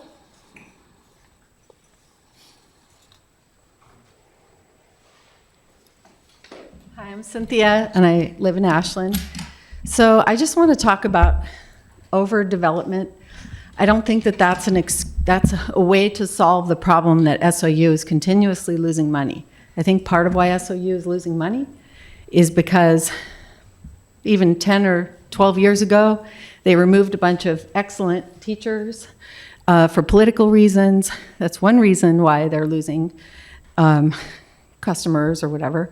I don't think that we should destroy the fabric of Ashland just so, because SOU keeps losing money. They didn't pay attention when we were trying to not have the pool get destroyed so they could do overdevelopment, so that they could have easy to mop basketball courts and a bathroom for every sport and tons of bathrooms and no more swimming pool. And that affected our community permanently. I don't like the idea of Walker and Ashland having a 10 or 20 story thing, because the people here who are developers want to just overdevelop to death and turn this into Eugene and then later on turn it into Portland. This is Ashland. People have moved here during COVID from other places to come to a place that's beautiful and small.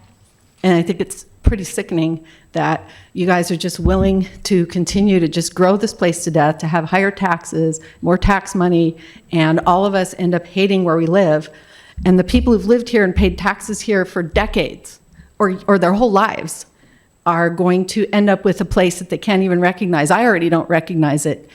You just got this gigantic, the Cascade thing could have been remodeled as is. They tore it down, and I had no idea how gigantic that lot is. That's enough of a lot right there to provide all the needs of SOU, to make as much money as they need to continue to keep firing teachers who are, in the past, firing teachers who are not the political orientation they wanted, and actually have more people want to come here to go to school and use more money, use the community more, spend their money here, rather than destroying this whole area. And I agree with everyone who was talking about trying to save Roca. I can't even believe that that's even on the, how could Ashland even allow that? Just because Tina Kotek's wanting everybody to have a bunch of way more tower blocks like we're in fucking Soviet. Sorry. Thank you. So are there any follow-up questions of our staff or SOU presenters? Okay. The floor is open. Then I will close the public hearing, and we will move on to deliberations. Councilor Bloom. Yeah, thank you. I'm certainly interested in taking up this question about the height allowance. I drafted a potential amendment. I felt like it might have been cleaner than trying to just redo the original motion here.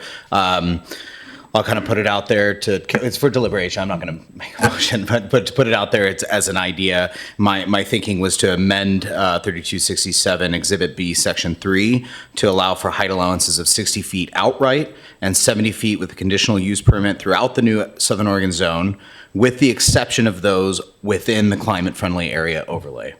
So everything within the climate-friendly overlay would stay the same. The 50 feet, allowing the 60 feet with the affordable housing exception that we talked about with the climate-friendly areas. But it would exempt, of course, the former Cascade Hall area and other areas within the university new zoning, essentially. And curious what my colleagues' thoughts are. Yes, so let's respond to that initial question. Councilor Kaplan? Rather than a response, I just have a question. I'm not sure there's any of this that's in the climate-friendly overlay, so I'd like to get some clarification of that. I don't think that Walker Street and Ashland Street property is technically in the overlay, but that's just a question of clarification. That's correct. When the overlay was drawn, SOU properties were explicitly excluded from the CFA. But Brandon, before you run, what is this? I can't remember the street that the old Cascade Hall is on. The Madrone for. So I think that No, the I'm area thinking- along Ashland Street and Walker. Right, I'm thinking of the street at Cascade where the proposed development of the senior living facility is, Oregon Street. So would it be appropriate to then include in a potential amendment to exempt the Oregon Street property? Would that be clear enough language? Exempting the Oregon Street property from the. Height allowances? I think the clear language would be to establish a height limitation that's allowable within the SO zone. And if you had specific areas in which you wanted the height to be limited further, it may be better to note that those areas be limited to 50 feet or 60 feet. Would there be interest in doing the outright 60, 70 with a conditional use permit, but limiting the development or the properties on Walker and Ashland Street to the CFA requirements? So that would be a question to go around the horn with. Councillor Duquesne? Thank you, Mayor.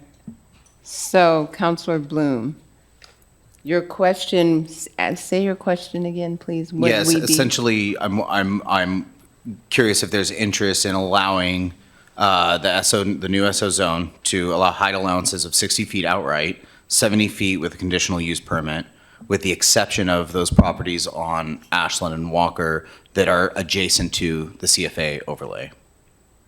Yes. Councillor Kaplan? Yeah, I'm interested in that. Is there interest? Yeah, Okay. tighter and taller. Yeah. Okay, so then let's move on and ask, Councillor Kaplan, you had a similar question, didn't you, regarding the solar allowances? I did.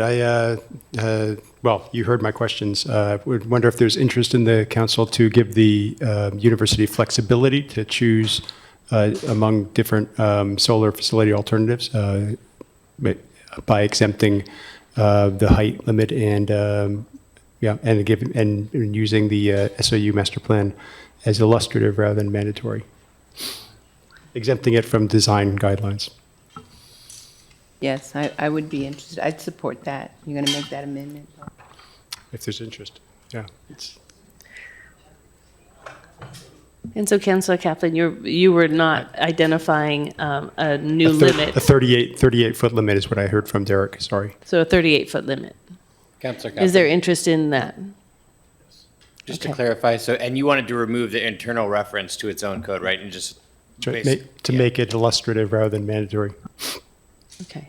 So it looks like there is interest from the council in terms of both of these. Is there anything else that needs to be discussed in terms of changes to what you currently see with this master plan? If there's not, then the floor is open for a motion. Councillor Kaplan? I'm ready with my motion. So my motion, I move to amend section 5.c.5 of ordinance 3268 to raise the height maximum to 38 feet and rephrase the reference to the adopted 2025 SOU facilities master plan amendment as illustrative rather than mandatory. Second. So do you mean to approve the master plan with this change? Your language was to amend this, but you, I understand that I don't need to amend the master plan. I only need to amend the ordinance and then make the reference to the master plan as illustrative rather than a mandatory requirement. But I'm happy to take guidance if there's another way to do it. If I may, Mayor. Yeah, I mean, Go ahead. that would work because the master plan hasn't yet been put forth. So Adopted. that language can be put in there for the second reading. For the second of reading. the ordinance. Okay. but we don't have a main motion at this point for Correct. approval. And that's the issue. If I may, I was wondering, Councilor Kaplan, if you would just, I know there are three here, but would you be willing to just make the motion for ordinance 3268 only and then add that language to it? And I think that would possibly Oh, get okay. that. Yeah, So okay. just do that. Yeah, good So point. would you like to withdraw Yeah, and start over? I'd like to withdraw and make that motion. Thank you. Let's see. Okay, I move to approve ordinance 3268, an ordinance amending AMC 15.04.210-.216, AMC 18.3.6, AMC 18.4.7, AMC 18.5.2.0.020, AMC 18.5.2.030, and AMC 18.5.7.020 to be consistent with the Southern Oregon University 2025 Facilities Master Plan Amendment. And amend that, because I can do it all at once. Yes. Thank you.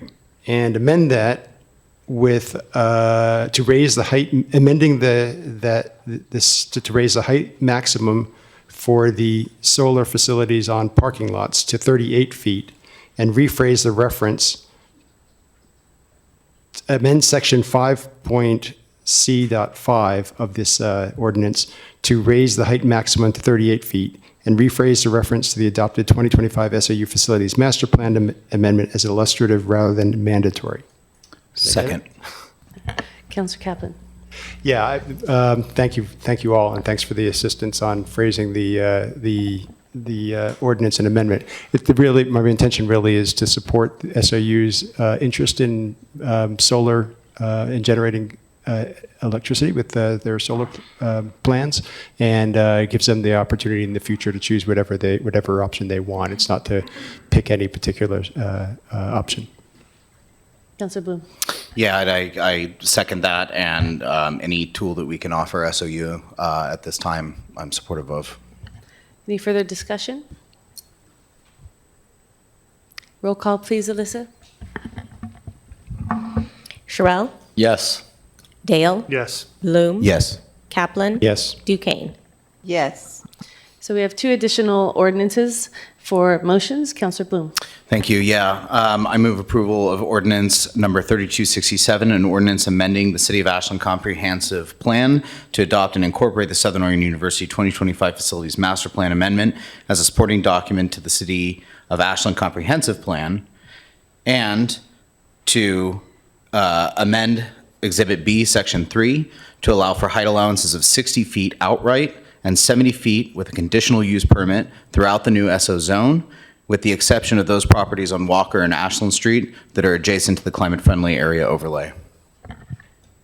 Second. Councillor Bloom. Now, as I said earlier, I firmly believe that SOU and the City of Ashland's futures are intertwined, and we need to do everything that we can to support SOU, as SOU has done so much to support the City of Ashland and this community. Councillor Sherrill. Yeah, I would just second what he said, and we're going to do what we can to support them. And density, these are great areas. There's a lot of buildable space there, and I think this is going to be a win-win for the community. A quick question, Johan. The language, the exemption language for Walker and that Siskiyou Walker section, is that detailed enough for the second reading? Maybe that's a question to our staff. Is it? I think the amendment is clear, but. Back to, okay, great. Councillor Dale? Thank you, Mayor. Yeah, I appreciate this, and I'll start off by saying I certainly support this, and thank you for the amendment. But I just wanted to at least make a statement that, this council and staff in this community has been grappling with all kinds of novel problems, things that we didn't have to think about as recently as 10 or 15 years ago, even sooner. And we've been having a lot of discussions about how to integrate multiple master plans. And as our city manager has said, and staff and this council, is when you try to do everything, you can't get anything done. And so it is going to be a practice in balance and empathy, to understand that change is difficult sometimes, and you try to move forward with grace, that there are still guardrails in place relative to planning and public input and collaboration, and trying to solve for what this community has indicated over and over, that a extremely high priority is housing, and it will not occur without the support of everyone, and that there's just going to be some sacrifices, some understanding, some collaboration to be able to try to move forward with the values that, well, at one time were up on our wall. I think they're outside and they're posted in all of our communications. So I just want everyone to know that you're heard, and we will continue to consider this as we move forward. But we're trying as gracefully as possible to put multiple master plans together that work for institutions, that work for residents, that works for this community. Thank you. Councillor Duquesne. Thank you, Mayor. I appreciate the amendment, Councillor Bloom, and I do support this, and I want to thank the community for coming forth and speaking. Change is hard. I understand that. And I know we all love and appreciate SOU. And as I look at this icon that's valuable and relevant here in our city, I support this moving forward and everything about it. I look at the big picture. Economically, it's smart. Housing, broader tax base, everything around. So, like my colleague said, grace. So we do our best to move forward with grace. However, change is hard. Hang in there. I think that once this is done and ground breaks and we move forward, more students, thriving SOU, better economy, I look at it as a good thing. So I appreciate the work that everybody's done on it. I look forward to breaking ground. I look forward to making this happen. And thank you all for your support. Councillor Kaplan. Yeah, thank you, Mayor. Just add my my words as well of support for this, and thanks to the SOU team and to the staff who work together in a real spirit of partnership to really find solutions that are the best for the whole community. And I expect that sort of spirit is going to continue on into the future, as there's other difficult issues that we heard about today, and I know that that SOU and the staff are grappling with over the next few months. So thank you very much. I'll be supporting this. Okay. If there is no further discussion, roll call, please, Alyssa. Duquesne? Yes. Kaplan? Yes. Bloom? Yes. Dale? Yes. Sherrill? Yes.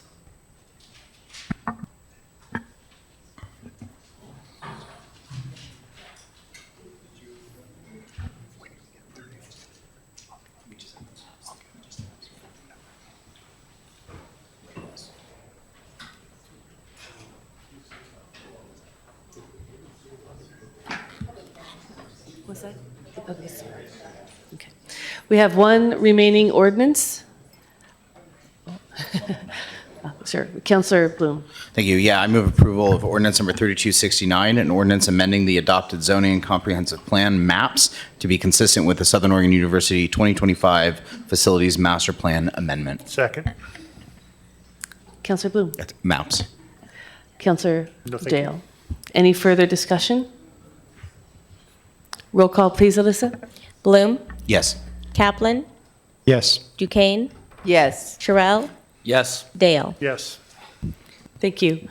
Before we take a short break, I wanted to thank the people who've come out tonight to talk about this piece of land, especially the Roca Canyon element, and to share what it means to them. And my hope is that that everyone in this room has heard that, and that if there is a pathway forward that protects some of that open space, that protects public access, that there will be a real effort to see if that needle can be threaded in a way that works for both what the university needs and also what the neighborhood is looking to hold on to. So with that, let's take a 7-minute break. We'll be back in at 8:10 by that clock.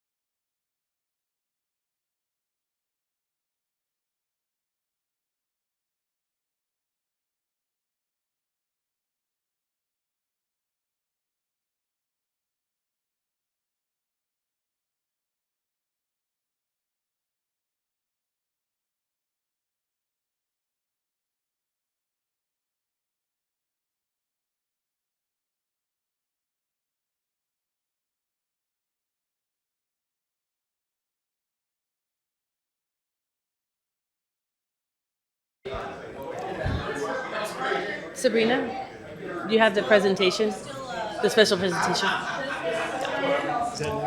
Yeah.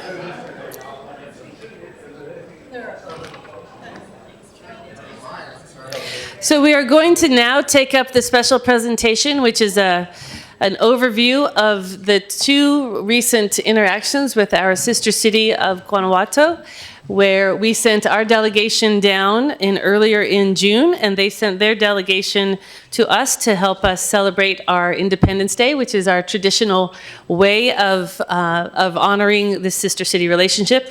As we start out, I want to just share with everyone so that we all understand the importance of this, that this marks the 55th year of our sister city relationship with Guanajuato, and that makes us the longest running sister city relationship in the country. And so that, and the reason that we have this, and you'll see it in the slides, is because we have so many different interactions and so many different places of exchange. It's not just city government to city government. It is our universities to their universities, our Rotary to their Rotary, our Amigo Club to their Amigo Club. It is doctors and dentists, firefighters, all sorts of people who have worked together across borders and languages and customs to make this relationship work over these many years. So we just wanted to share some quick photos. We won't take too much time with this, but we started with the three of us you see on the right there. I was joined by Mike Morrison, the Deputy Director of Public Works, and also Dorinda Cottle, who is our communications officer. We also had Chris Chambers with us, our forestry officer, and he has done a ton of work over the years with their fire department. Mike Morrison has given the tour of the watershed, I think, 15 times now to delegations year over year. So we were able to visit Guanajuato and see the sights of the city. Go ahead. And they welcomed us right off the bat with a welcome from the Amigo Club and a variety of different folks from Guanajuato. There was dancing. I will tell you, there was dancing at almost every activity. It was very exciting, and I think we need to have dancing in here maybe more often. That's one of the takeaways. We also, we have our representative who goes there, and she is part of the process. Raquel Adams is standing just right off to the left there. And so we participated in this very extravagant ceremony for them to crown their queen. And then we had what was called their solemn session of their city council. And so we took this opportunity to recommit our two cities to the sister city relationship to another 55 years. And so Mayor Samantha Smith and I signed the document. Again, there was more dancing and singing. And we moved on to a panel discussion that they had where they had some of these representatives that came in from these different aspects of the community to share what this relationship had meant to them over many years. Then we were treated to a lovely meal at the restaurant that Mayor Smith's family owns. And a lot of the folks that you see in that picture there are members of the Amigo Club. And the Amigo Club has been a really important aspect of this process all the way through. And you'll see sitting next to me is Senora Chela, and she has been behind this process for the full 55 years. She's the one who got it instituted way back in the day, and she's still at it, and she gave her presentations, she gave her speeches. If only I had that much energy, I would have to say. So we then moved on. They had an Amigo club, held a Ashland Nights process, and had a big party where lots of folks came together to celebrate the relationship. And then we visited the ranch, the Romero Ranch in Santa Teresa, and just a lot of great fellowship between people who have obviously known each other for a very long time. And that was my first trip to Guanajuato, but it became really clear in these different places that those relationships, a lot of them go back for many, many, many, many years. And so it is all part of that fabric. We then had a ceremony to celebrate the 55 years. That what you see there is a plaque that they are going to put up in their town center.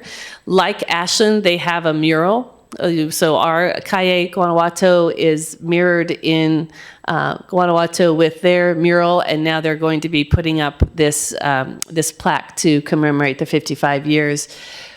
She then also invited me to help ceremoniously light their eternal peace flame, which matches again the eternal peace flame that Ashland has in our community. And one of the other things that we did is they presented me with the key to the city of Guanajuato, which I accepted on behalf of the people of Ashland. And so there was a lot of ceremony and a lot of gatherings there. I think at this particular moment in time, just really reinforcing what this relationship means to us. Then we went to the fire station, and there was what? More music and dancing. And I thought actually about our fire station and what they would do if we descended upon them with street food and a mariachi band and all sorts of things. We might have to think about that.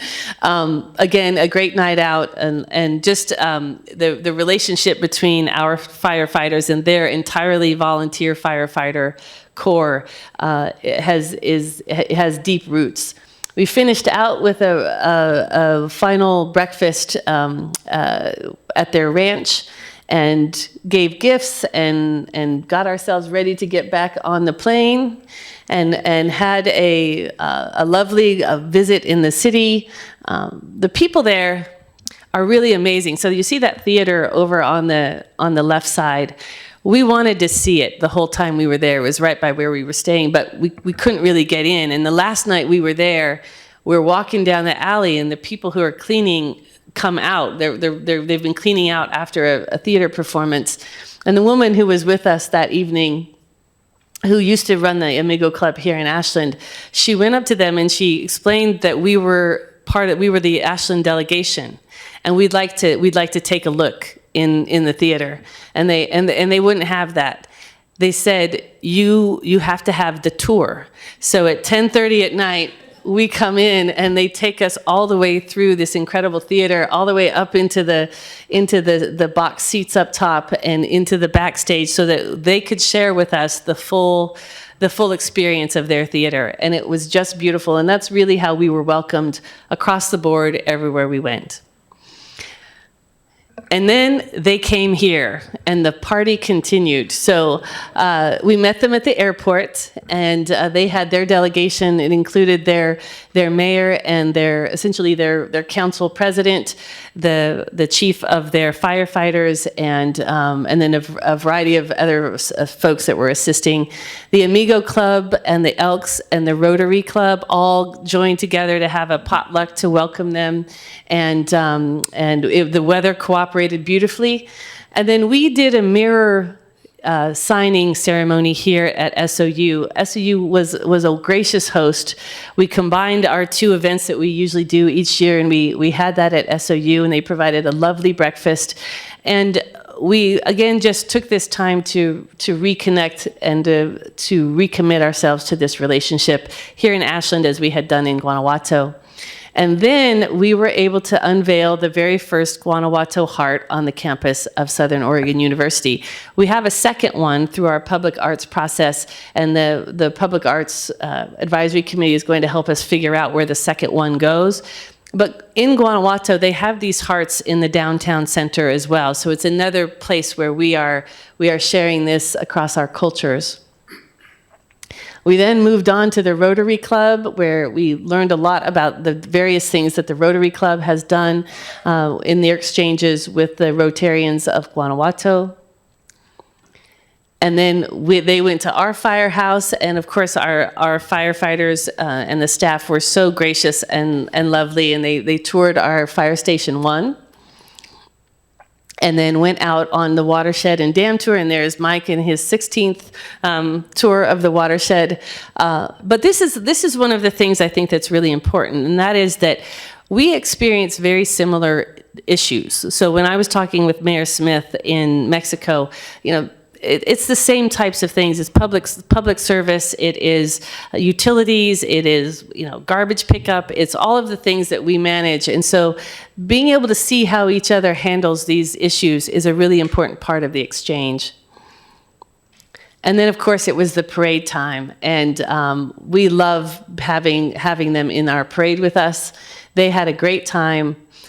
Mayor Samantha Smith just kept telling me how lively it was. She's been here before to Ashland, but just how much energy she felt from the parade. And then we went over to Lithia Park and we had some short remarks there. And then what you see on the left there is the delegation singing the national anthem of Mexico while our city band played the music. And it was really a very special time.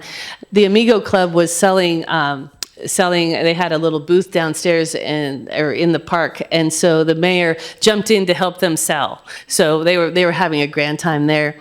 And then the Amigo Club capped it off with a jet boat excursion down the Rogue River so that they could relax before they took off and headed back to Mexico.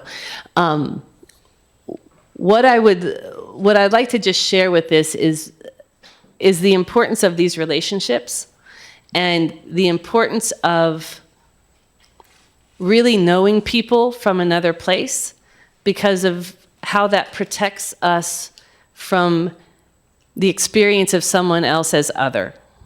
And it really was brought home to me both when they were here and when we were down in Mexico of the power of that relationship and what 55 years actually means when it is city to city and it's people to people. So this is a really important aspect of the work that we do here at the city and the work that various community organizations do.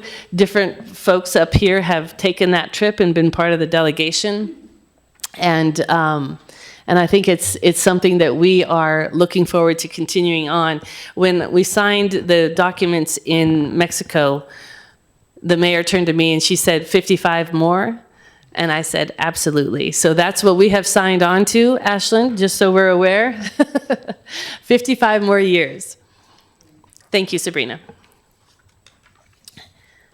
And we now move on to unfinished business, Resolution 2025-24, amending miscellaneous fees book.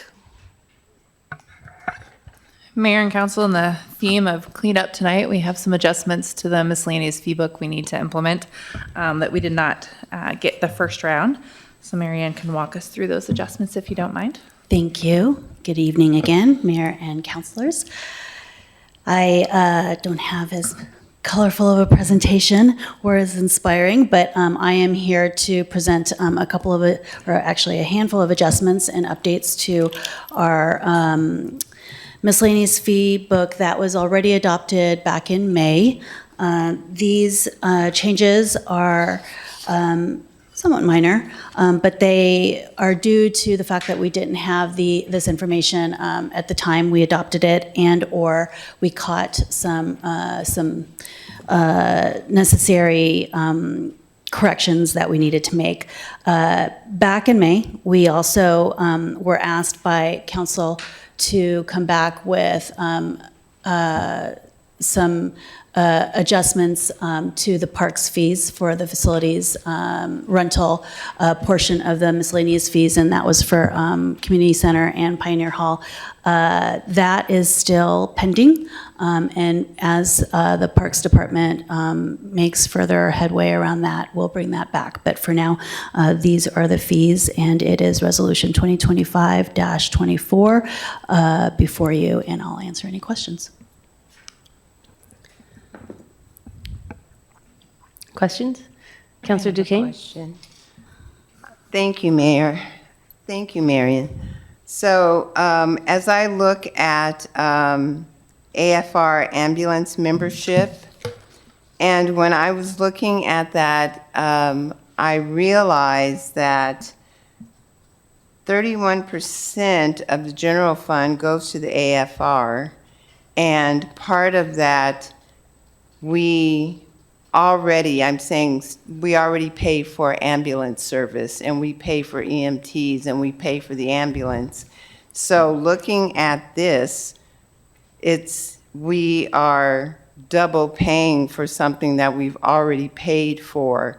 I'm glad that this is here because it jarred my memory. So my question is that looking at these fees, a percentage of AFR goes towards ambulance, and so this looks to me as if we are being doubly charged. I can't speak specific to the ambulance membership. However, I will say that those are, it's an additional membership that AFR does charge that has been in the fee book for however many years. In this particular case, for this amendment, it's actually to decrease them. So they're pass-through fees, I believe, that... So if I could... Yeah, please. Yeah, so Thank the you. ambulance membership is an option that you can opt into. So if your insurance doesn't cover ambulance transport, you can opt into this and it will cover the basic service so that you're not paying the full out-of-pocket expense because you have the membership. But not looking at the membership fees, just looking at the realistic rates. We pay X amount of dollars into the general fund for ambulance and for EMTs. And then we have to then pay for the service, whether you're a member or not. If the ambulance comes, you have to pay X amount of dollars. However, as a taxpayer in Ashland, you are already paying for this. You're already paying for it, but if you ride in an ambulance, your insurance is billed. So this is like gap coverage. So if your insurance won't cover ambulance service or it doesn't cover enough, you can be part of this plan that will make up that difference. And if you have no insurance, then you're paying Then you out would really want to take this up because it will cover the ambulance trips. It is specifically for ambulance trips for people who don't have it covered in other ways. In other ways. And my concern is that some people don't have 67.75 or 125.20. I know it's annually. However, I'm looking at the big picture of this. So it's definitely not a requirement. It's a voluntary. I understand. I understand. Thank you. Any other questions? Councilor Bloom?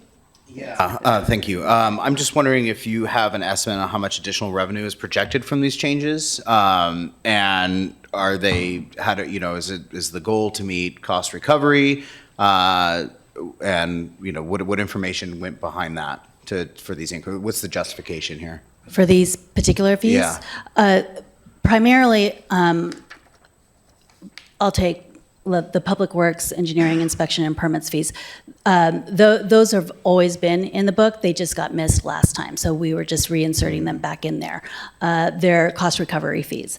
The Ashland Airport fees, those are pass-through fees that are specifically derived from the Airport Committee, and we had listed, I think, them. We increased it by CPIU, and we're not supposed to, so we made that adjustment. The other fees are similar to that, so that we were making adjustments to correct the either not taking CPIU on them because we weren't supposed to, or because we missed out on putting them in there before.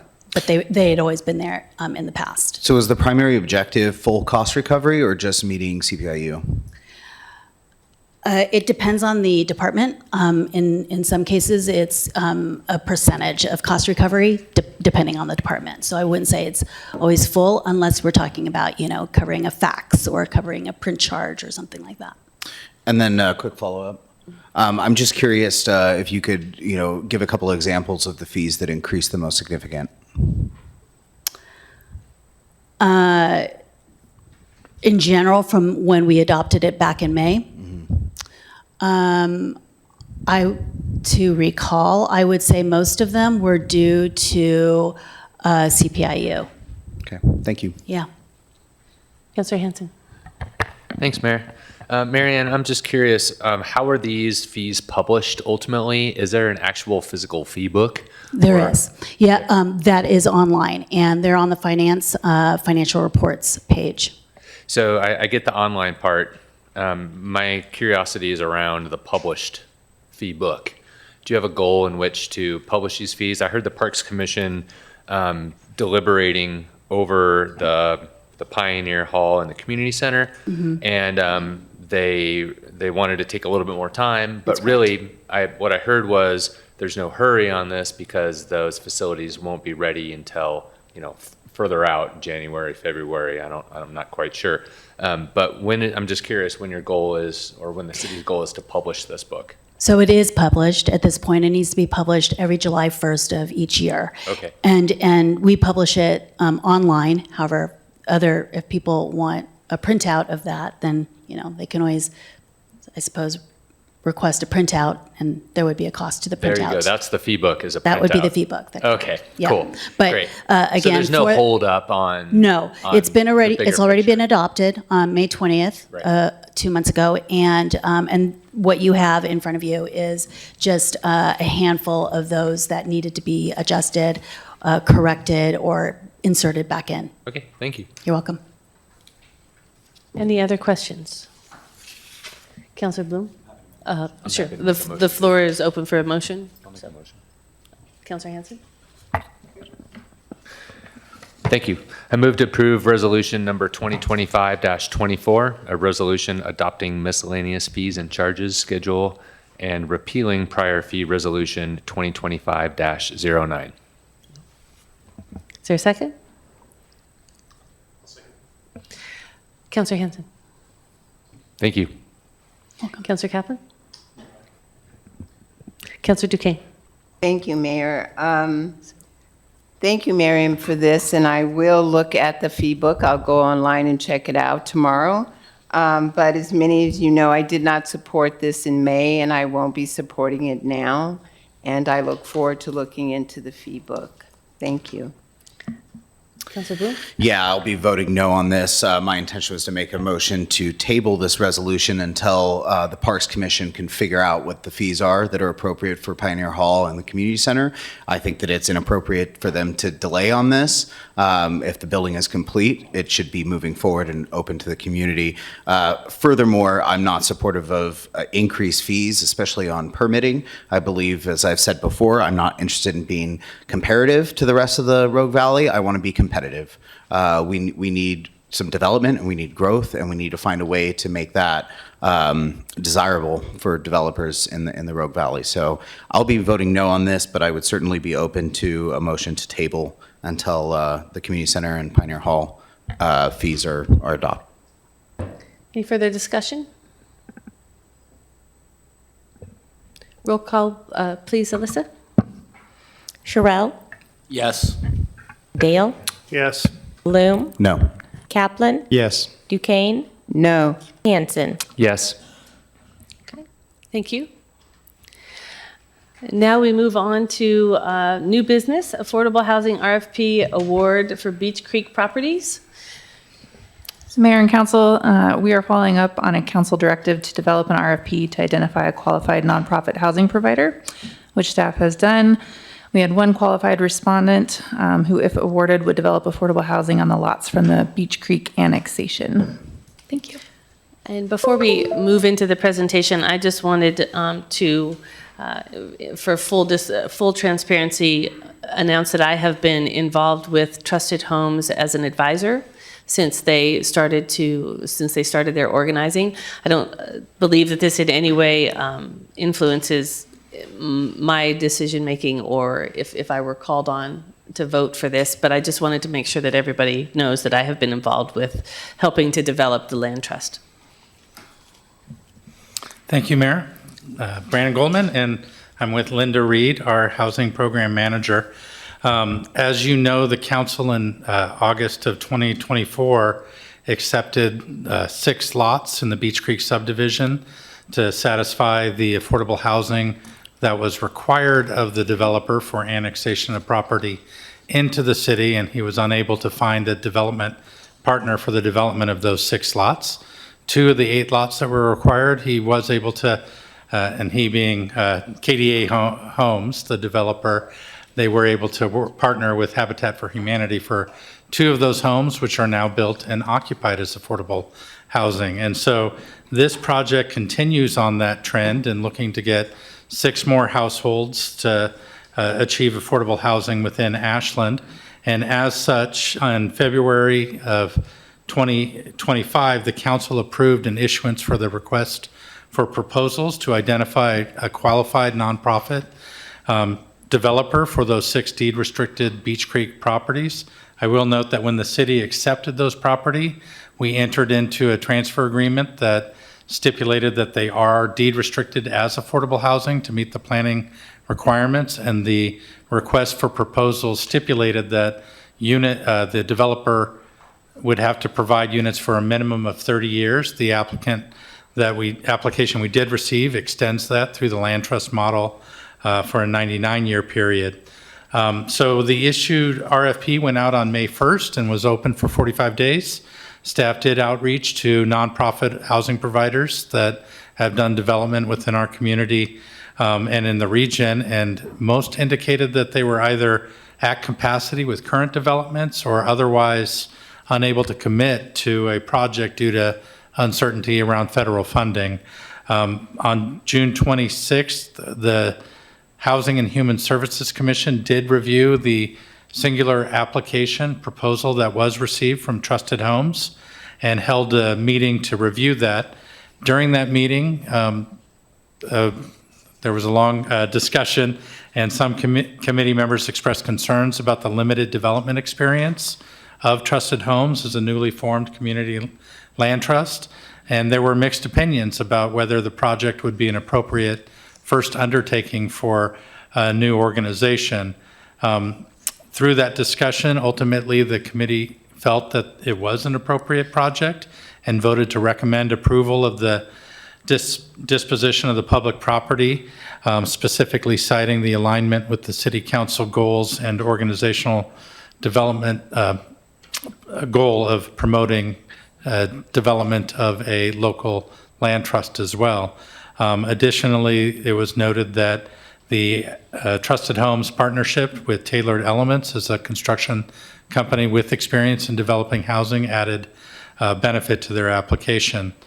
So staff and the Housing and Human Services Advisory Committee both recommend the council award the Beach Creek properties to Trusted Homes for the development of affordable housing ownership opportunities in conformance with the affordable housing planning requirements of the Beach Creek subdivision, and direct the city manager to enter into a transfer agreement for the properties contingent upon the Trusted Homes securing funding award from the state to finance the development. That contingency essentially assures the city that the project is viable and able to move forward before the transfer of the property is completed. Linda Reed is available to answer questions about the RFP process, and I also wanted to note that in the audience, I see the chair of the Housing and Human Services Advisory Committee, Echo Fields, who would be available to answer any questions about the HHSAC's recommendation. But most importantly, I wanted to note that Jessica Thurkelson from Trusted Homes is also here this evening and available to provide a brief presentation to council regarding Trusted Homes and respond to any questions council may have about their proposal specifically. But with that, we can take questions. I'm not sure if Linda had a prepared statement as well, but I think that might cover it. Microphone. Oh, there you go. Sorry. Did you have any sort of a presentation, Linda? No. No. So are there questions for staff? Councilor Hanson. I have a question. I'm curious, is this an appropriate time or appropriate place to go over the financial prospectus that's in the packet? I would love to understand more about how this all comes together. It's really unique. So that would probably be better addressed with Trusted Homes because they are the ones who put together that perspective, but I'm happy to cede my seat to Jessica. Okay. Are there any questions before we do that? We'll just include it with the presentation. Are there any other questions of staff? Councilor Sherrill. Yeah, thank you. This is really awesome. I was really thrilled to review everything on there. And I just had one kind of technical question about not the cottages, but the 2 single unit dwellings with potential for accessory dwelling units or accessory residential units down the road, but not now because it would put the price out of reach to meet affordability requirements.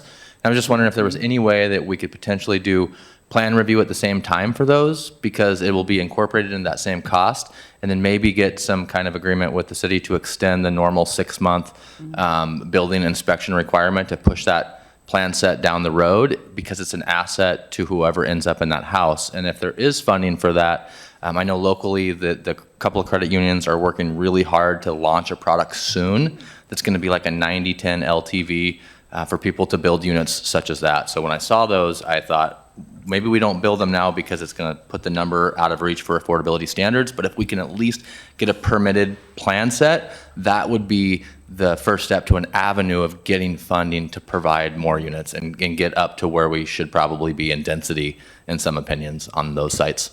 Yeah, I think I can answer that, and I'll start by answering a question that wasn't asked, that these projects, because the Beech Creek subdivision had gone through an approval process for the entire subdivision, do not require planning approval for development of the cottages or the units. But I believe your question is related to the building permit approval. And the cottages are limited in size by the subdivision's approval. And again, they're looking at owner-occupied housing units for 800 square foot cottages to meet that requirement. For the 2 lots that you're referencing, they are stipulated to be single-family home lots, and any single-family lot can develop with 2 units, including an ADU, as you know. If the applicant so chose to submit an application for a primary single-family home and an accessory dwelling unit for a building permit, the building department would review and approve that, provided it met building code and setback requirements. And that approval then is valid for 180 days, and that's the 6 months that you referenced. If they then begin work on the primary home, they have vested that project and they can continue. And it would be, if they completed and got certificate of occupancy on the primary home, and let's just assume that took 6 months to build, they would still then have 180 days to begin construction on the accessory dwelling units. There's not a provision in building code, or there is a provision in building code for the building official to issue an extension due to circumstances. So if at that point they wanted to do accessory dwelling units but were waiting for additional funding or something, they could apply for another 180-day extension. It's not indefinite, though. It's not a blanket approval. At some point, they would have to, let's say 2-3 years goes down the road, they would have to reapply for that accessory dwelling unit because the prior building permit would have been expired at that point. Does that? Yeah, thank you. That's the same intent. That's good to hear. Thank you. And I believe that Trusted Homes does have a plan for the potential for building ADUs, and maybe they would want to go deeper into that. Any additional questions at this point? Councilor Duquesne? I had a quick question for you both. Something that you mentioned earlier, Brandon, this was the only RFP? It was the only response to the RFP. Response to the RFP. Correct.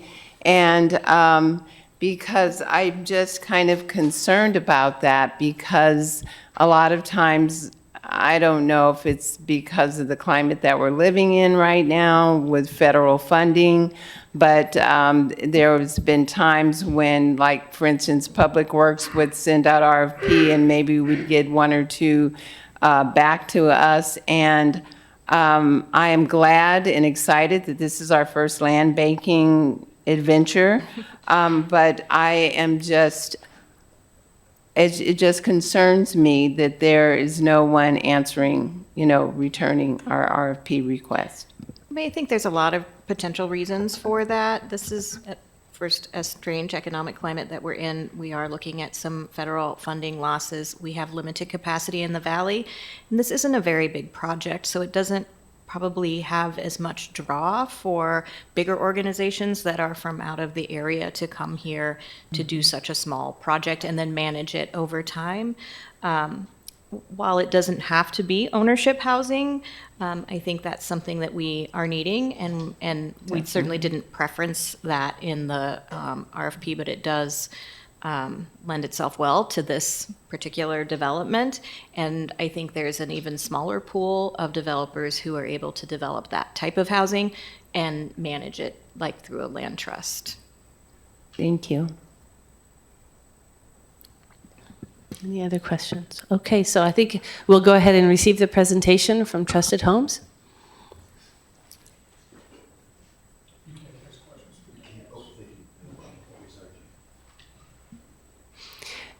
And just as a reminder, anyone who would like to speak, there's forms on the back wall that will be filled out and handed to Alyssa. So thank you, Madam Mayor, councilors. My name's Jessica Thurkelson. As you've heard, I'm the executive director and one of the founders of Trusted Homes, a new community land trust based in Ashland, which we're very excited about, very enthusiastic about. We have a lot of supporters and board members here today, and I'm joined by our partner in construction and I was going to say crime, but not crime. No, we don't do crime. No crime. Nope. No. Kyle Taylor, the head of Taylor Elements Construction. So I wanted to say a little bit about who we are because we are a very new entity in the Valley. In 2023, a group of local citizens got together asking the question, how can we make a dent in the issue of affordable housing in our community? And one of the products that was recommended was that our community really needs a community land trust. We've had them in the past, but we do not currently have an active land trust in Ashland. And so from that impetus and from that energy, a group of people started meeting and working together on a weekly basis for over a year. And by 2024, we were a registered charitable organization in the state of Oregon. A year later, we sit here today as a member of a development, a notable development near the high school in town, as well as a hopeful contender for this particular project in the Beech Creek development. Our vision is to provide permanently affordable homes across our community of Ashland. We envision a constellation of affordable homes within our community and extending into the Rogue Valley. So we're really building community assets that are long-term community assets that continually assure that we can have workforce housing available consistently over time. This project is a really great first project for us for several reasons. One being that a lot of the work is already done for us. What we're talking about is a beautiful development that is already in progress. There's a lot of specifications as to what we need to build to. We know what it needs to look like. We know it needs to have solar. There's a lot of information that's just already done. And as we heard from city staff, the permitting processes are pretty much done for these particular buildings. It's also a scale that we feel is manageable for our first project because we're talking about 6 homes, 4 within a cottage ordinance and 2 single-family homes. We are open, and I would love to talk about whether ADUs can be on the table. When we had spoken with our consultant, we felt that as an initial step, the pricing on that might be tricky. But it's not off the table, and I'd actually love to hear your opinion about at a different moment about what that could look like. I have some specific answers on financing, but maybe I'll turn it to you if there's anything you want to add as preface. Yeah, I just jumped in from the construction aspect of this just to answer any questions if anybody had any. But the Beech Creek subdivision has a great set of CC&Rs in place that really drive the guidelines to what these houses will look like. And there's not a lot of opportunity for deviation. So these will not look different than any other home in the community. The designs that have been put forward in the application have been built in the community previously, or relatively close to. So I don't see any challenges at all with blending in any way.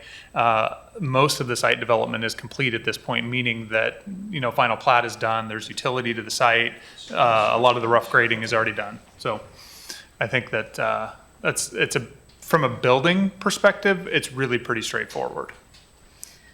And then from a nonprofit perspective, that's what Trusted Homes is bringing to the table. My background is that I'm a lawyer, and my entire career has been in nonprofit leadership.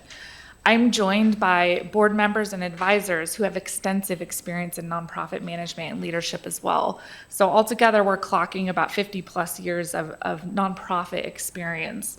And what we're looking to do is to really build the foundation of that nonprofit that can be stewarding these homes 99 years from now. And so between the two of us, we actually feel like this is quite a feasible project based on our comparable skill sets. In terms of the financing, community land trusts do have a really interesting financing structure in the state of Oregon specifically. The state of Oregon is very notable in that we have been kind of throwing everything into the hopper to try to address the affordable housing crisis. If you want to be working in affordable housing, like this is the state to be doing things now. And there's a specific product known as the Local Innovation Fast Track, or the LIFT funding, that's available through Oregon Housing and Community Services that specifically looks to supporting shared equity construction. So that is the primary product that land trusts in Oregon right now are using to do their construction. And it really is only available to community land trusts and cooperatives. So it's not available to every developer, which is why a lot of developers in our area wouldn't actually be able to access that funding. And without something like that, you really can't make up the delta between the cost to build and restricted cost to sell. Councilor, yeah. Yep. Thank you, Jessica. I mean, this is an amazing presentation, and kudos to your group and everybody that's supporting this and working hard. Not being a housing authority or person per se, I hadn't heard of LIFT. Mm-hmm. And so when I read this in the packet, it is just so heartening to see our tax dollars come back to our community and help the population that this community needs to support, arguably the most. There's several in that. But this is great because it seems like between the lift and the ground being free or paid for as part of the program from the KDA subdivision. Thank you, KDA subdivision. It seems like that's the magic sauce that is creating this opportunity, right? Am I missing anything here? No. Are there any other? Because it doesn't really say anything else. So this is like. No, this really is a beautiful amazing opportunity that I think kind of doesn't really come along every day. Right. So, which is why it really, we've looked at it from many different angles with our advisors and consultants, and I think it really is as good as it looks. In fact, the Local Innovation Fast Track Fund has specific set-asides for rural communities and underserved counties. And they have underinvested in Jackson County, and we are considered a rural community. So we are a very good candidate for this size of a project. I confirmed with the staff member at OHCS that this size of a project is fundable because it's relatively small. Right. And they said yes, absolutely. In fact, they like that idea because then they can spread out their geographic support. And also that this funding will be continuing because it has a source of funding that is not affected by federal cuts. Right. So that was my second question. Yeah. In terms of replicability, is this a steady stream that will be reallocated through state sessions, like short session, long session every time, or is this like a continual fund? Do you know? It's replicable, yeah. And it's do you paid know? for through bonds. Okay. Yeah. Okay, so it's not a session to session ask per se. Mm-mm. Okay, great. Thank you very much. Councillor Dale? Thank you, Mayor. Thank you both. Jessica, it's good to meet you.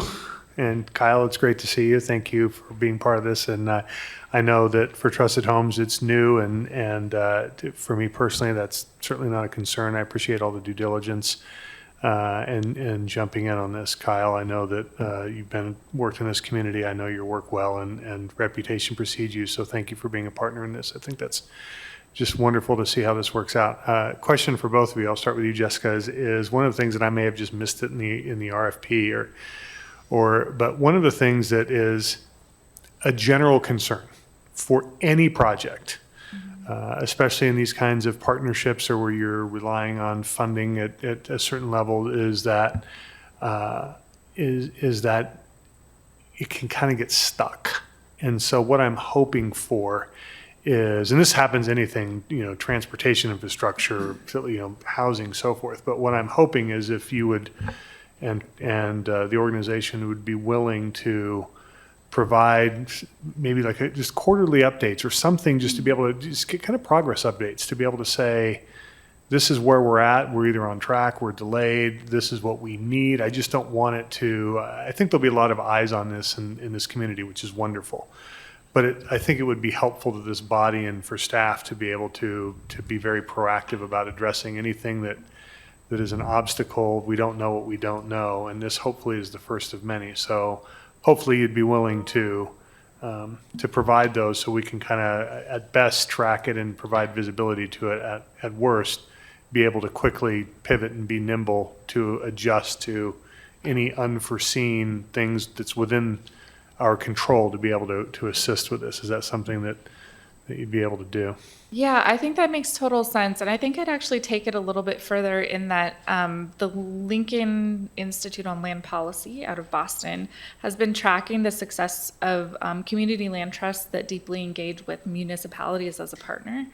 And so there are these really interesting models in which the city and the CLT are kind of working in lockstep to make sure that everything is progressing really smoothly.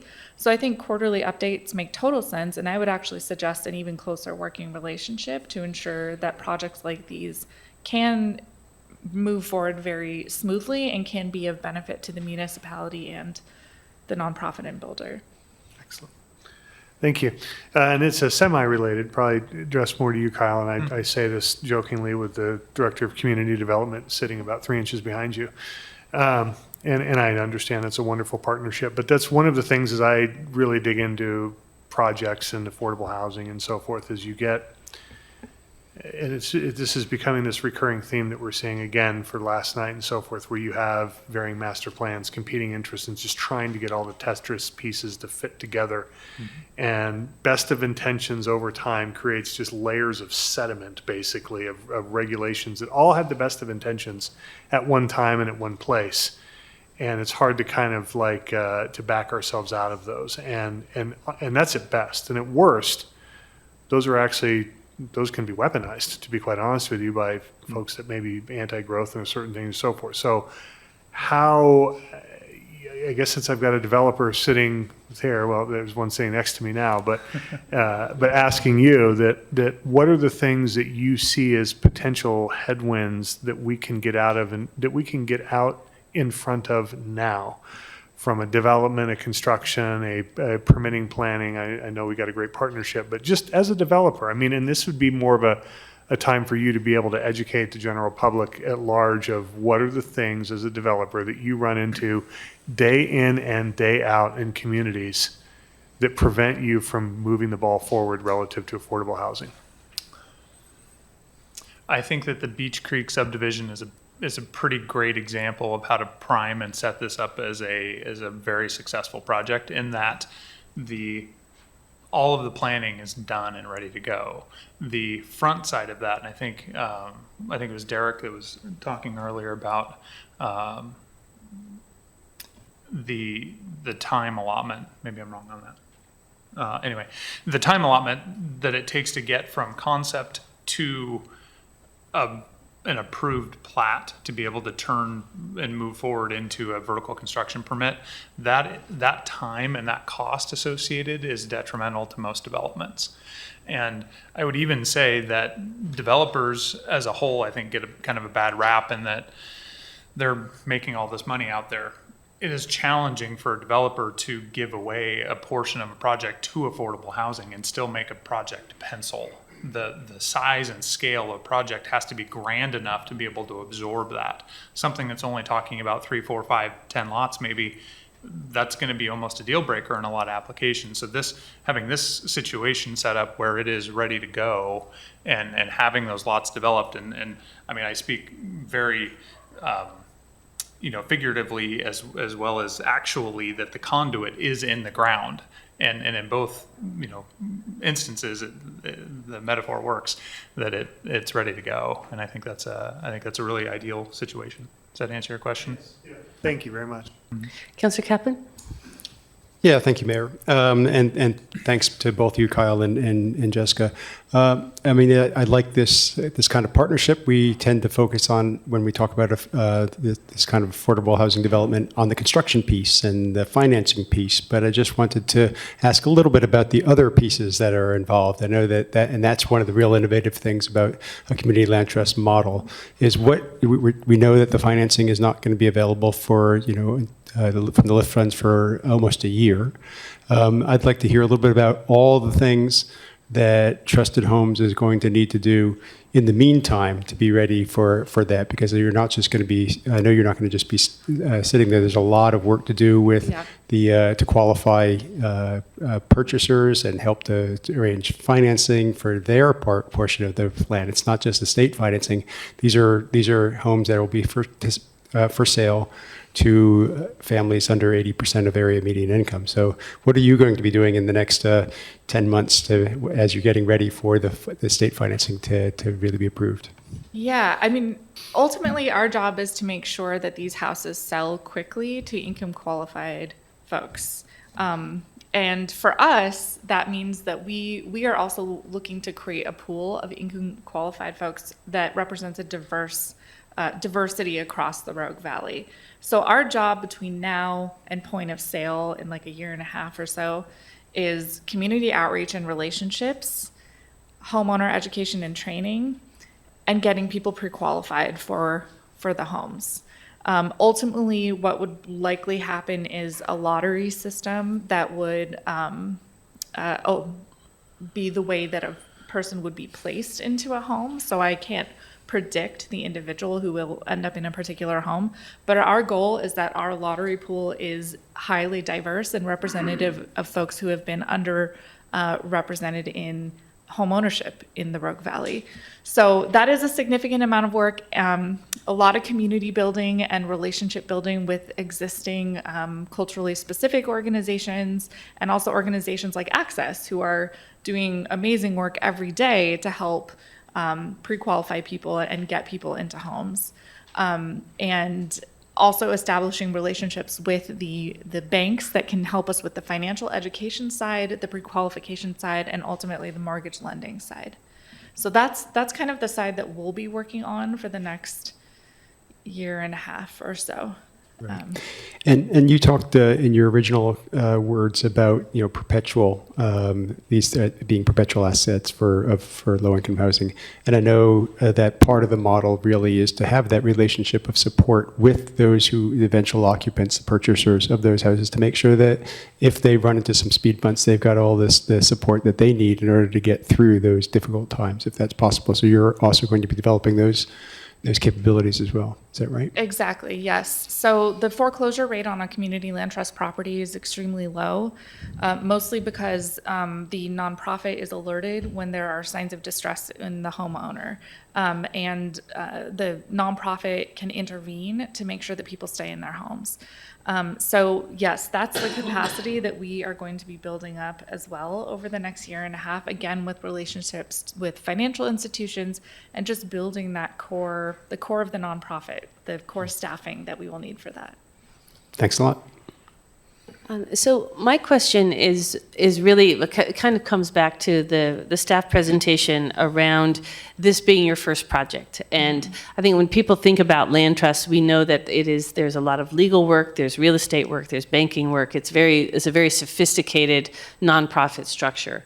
And so I think it would be helpful to have you share what I think is a very unique approach that you've all taken to moving past that uncertainty and essentially not recreating the wheel. So can you speak to that approach that you've all taken? Sure, and I think there's two things that I'll mention in terms of not recreating the wheel. One is that we've been working with an expert in community land trust. She's one of the biggest CLT developers in the Pacific Northwest, a woman who was previously working out of Bend. She's been working with us for about the past year and a half and has actually, at this point, given us most of her internal policies and practices related to what your lease looks like, what your homeowner selection process looks like. I mean, we have copies of everything. So that has been a really instrumental year and a half that we've spent with her to really build up the documents that we will need to implement this work.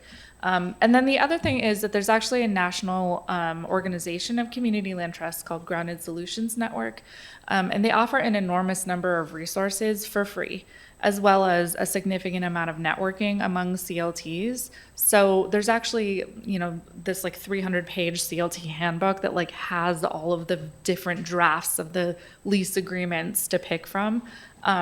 So there's an enormous amount of work that is readily available out there.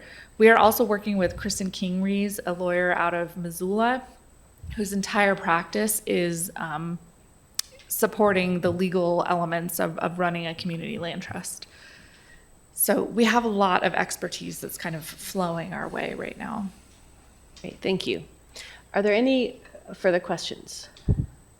Okay, thank you very much for your presentation. We have one person who has signed up to speak to us this evening, Christopher Naden. Christopher, if you can step up to that microphone here to the podium. Here, now is the time. And you'll have 3 minutes. When you have 20 seconds left, you'll hear a buzzer and your light on your podium will turn to yellow. You'll have 20 seconds left, it'll go to red, and at that point, we need you to be done with your testimony. I just have one question. Is there a back and forth dialogue, or you? No, the way that this works is that we receive your testimony, but we don't have a back and forth dialogue. So for them, you have that. I don't understand this. I mean, we so, can just sir, supersede and pass sir, some legislation. Sir, the way that the testimony works is that you have 3 minutes to say what you would like the council to hear. And at that point, the council will do what it's going to do with your testimony, but we do not have the ability within our rules to have a back and forth with you. Yes, ma'am. So please tell us your name and where you live, and then your 3 minutes will start. Christopher Nadeau, Nadeau. I am here. I've been asked to do an assessment of the homeless system. I'm going to revise instead my remarks. I was going to put you under the microscope. I'm not. I think this is a great organization, and it's probably ethical. As you know, I worked for the chairman of the House Ethics Committee. I helped co-found the Center for Bioethics at Columbia University. What I want to say is that this is a great organization. It sounds like they're doing great work. I don't know some of the language, but in the time that I have, what I want to say is that there's other models out there, and it seems contextual with the community. What I don't like about it, and the mistake we made when Park Slope Geriatric, a charity that I was the second in command for in Park Slope, Brooklyn, we did a proposal with Fifth Avenue Committee, which is Congressman Nidali Velasco is head of the sort of Democratic leadership there in Brooklyn. As a United Way senior fellow, I had to do a pro bono project in 2005, so I created a model of housing called Integrated Care Wellness. That led to 6 developers coming together and doing 900 units of low-income housing along the Gowanus Canal. It's a LEED design. The rainwater comes, it cleanses the Gowanus Canal. It's where George Washington retreated when the British did the Battle of Long Island. If he didn't make it to the other side, there'd be no America. So that's a lot of housing. That's not Ashland. It needs to be like sprinkled in like salt and pepper. But what my only recommendation is, if you look at the Gowanus Green proposal, it's quite brilliant. We were up against Catholic Charities and 3 other And I get it. Like, you're lucky to have this small developer do this 6 units of housing. It's a blessing. And it looks like they have some real important connections, like some really great organizations. So let me just say that. But what I do want to say is that it works when you have home ownership, and it works when you have rich people and middle income people, because what happens is, and they keep their apartment and the ownership even if they lose their job, because that happens with low income people. Every couple of years they lose their job, or they end up in jail for something silly. But and you can pass it down. And what ends up happening, they start dressing and looking like the middle income and the wealthier people. So if you do that, and you have nonviolent people who are maybe clean and sober for 1 or 2 years from alcohol and whatever the funky stuff everybody's doing, you'd create real community, and diversity. I disagree on that, and it's not because I'm trying to be arrogant, but women outlive. I'm an expert in aging care. My master's degree is in 19 seconds. Let me just say that women outlive men. Men die early, and they need housing. So do veterans and so do nonviolent offenders that are really getting back on their feet, and maybe they're working part-time. And you should get some federal money. I mean, I'll reach out to people I know. HHS, I've worked with the Kennedys too, and Cuomo's, the integrated wellness came out of the Democratic Party of Governor Cuomo. Manny Rosa was my mentor. Thank you. He was Cuomo's head of Hispanic Latino affairs. Okay, I'm done. Thank you. Thank you.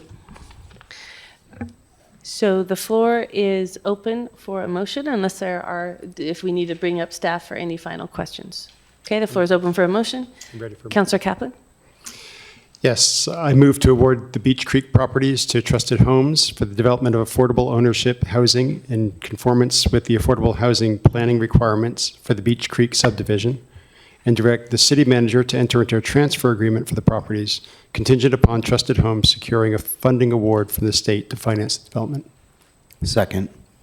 Councillor Kaplan. Yes, I'm thrilled at this development, so to speak.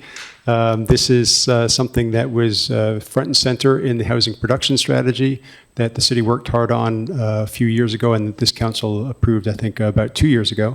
We were supposed to be exploring opportunities for community land trust. I think we've shown how we can take advantage of the opportunity to do more than just explore, but really put all of our resources at the beck and call of making that happen.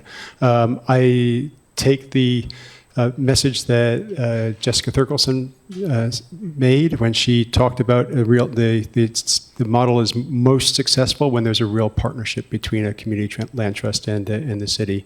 And I think that's something that we'll be forging here.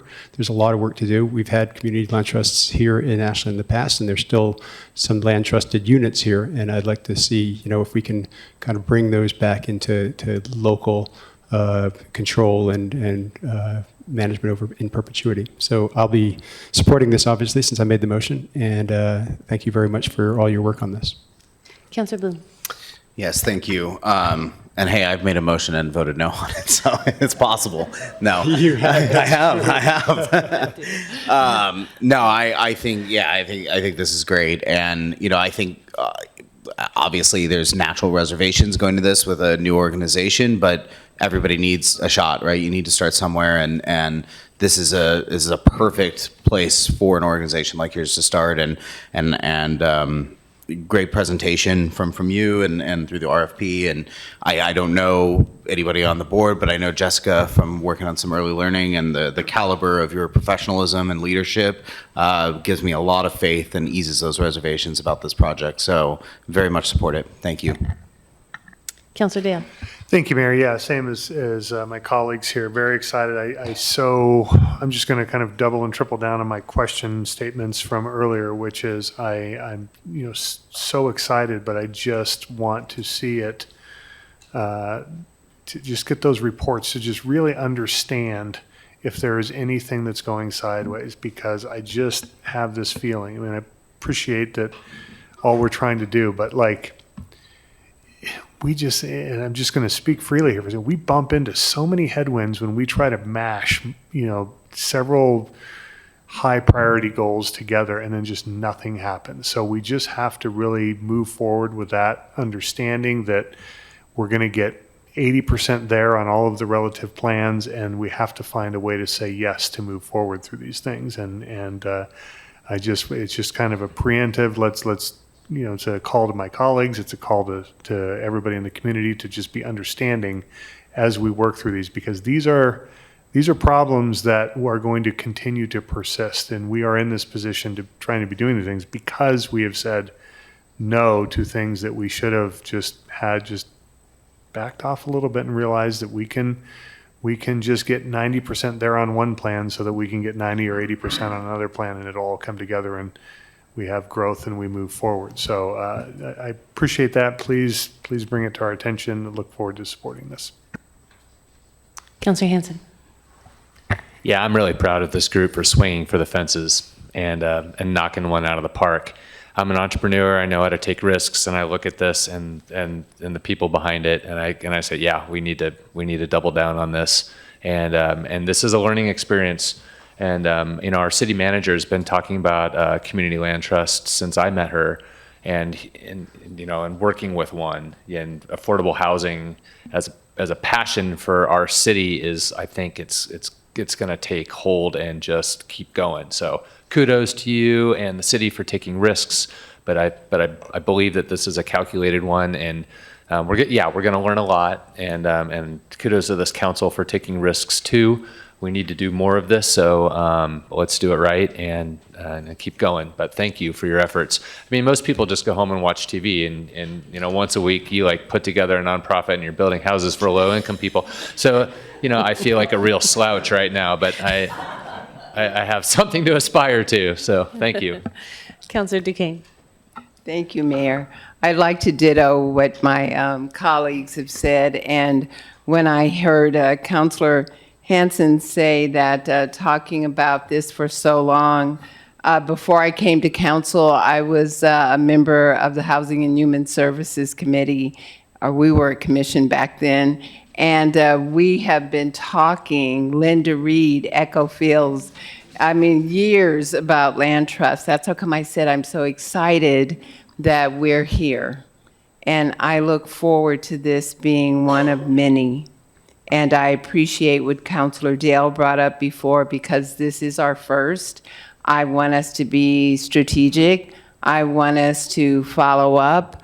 I am an open door and an open book. And so, just let me know if there's anything that I can do or help to expedite this and see this through. It's very important. So thank you all.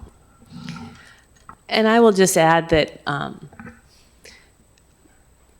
a community land trust has been the missing piece in the puzzle for a long time. We have a number of ordinances and programs that the city has put in place to encourage affordable housing, but without an affordable housing developer that will develop smaller projects, which is really what is available in Ashland, we can't move that forward.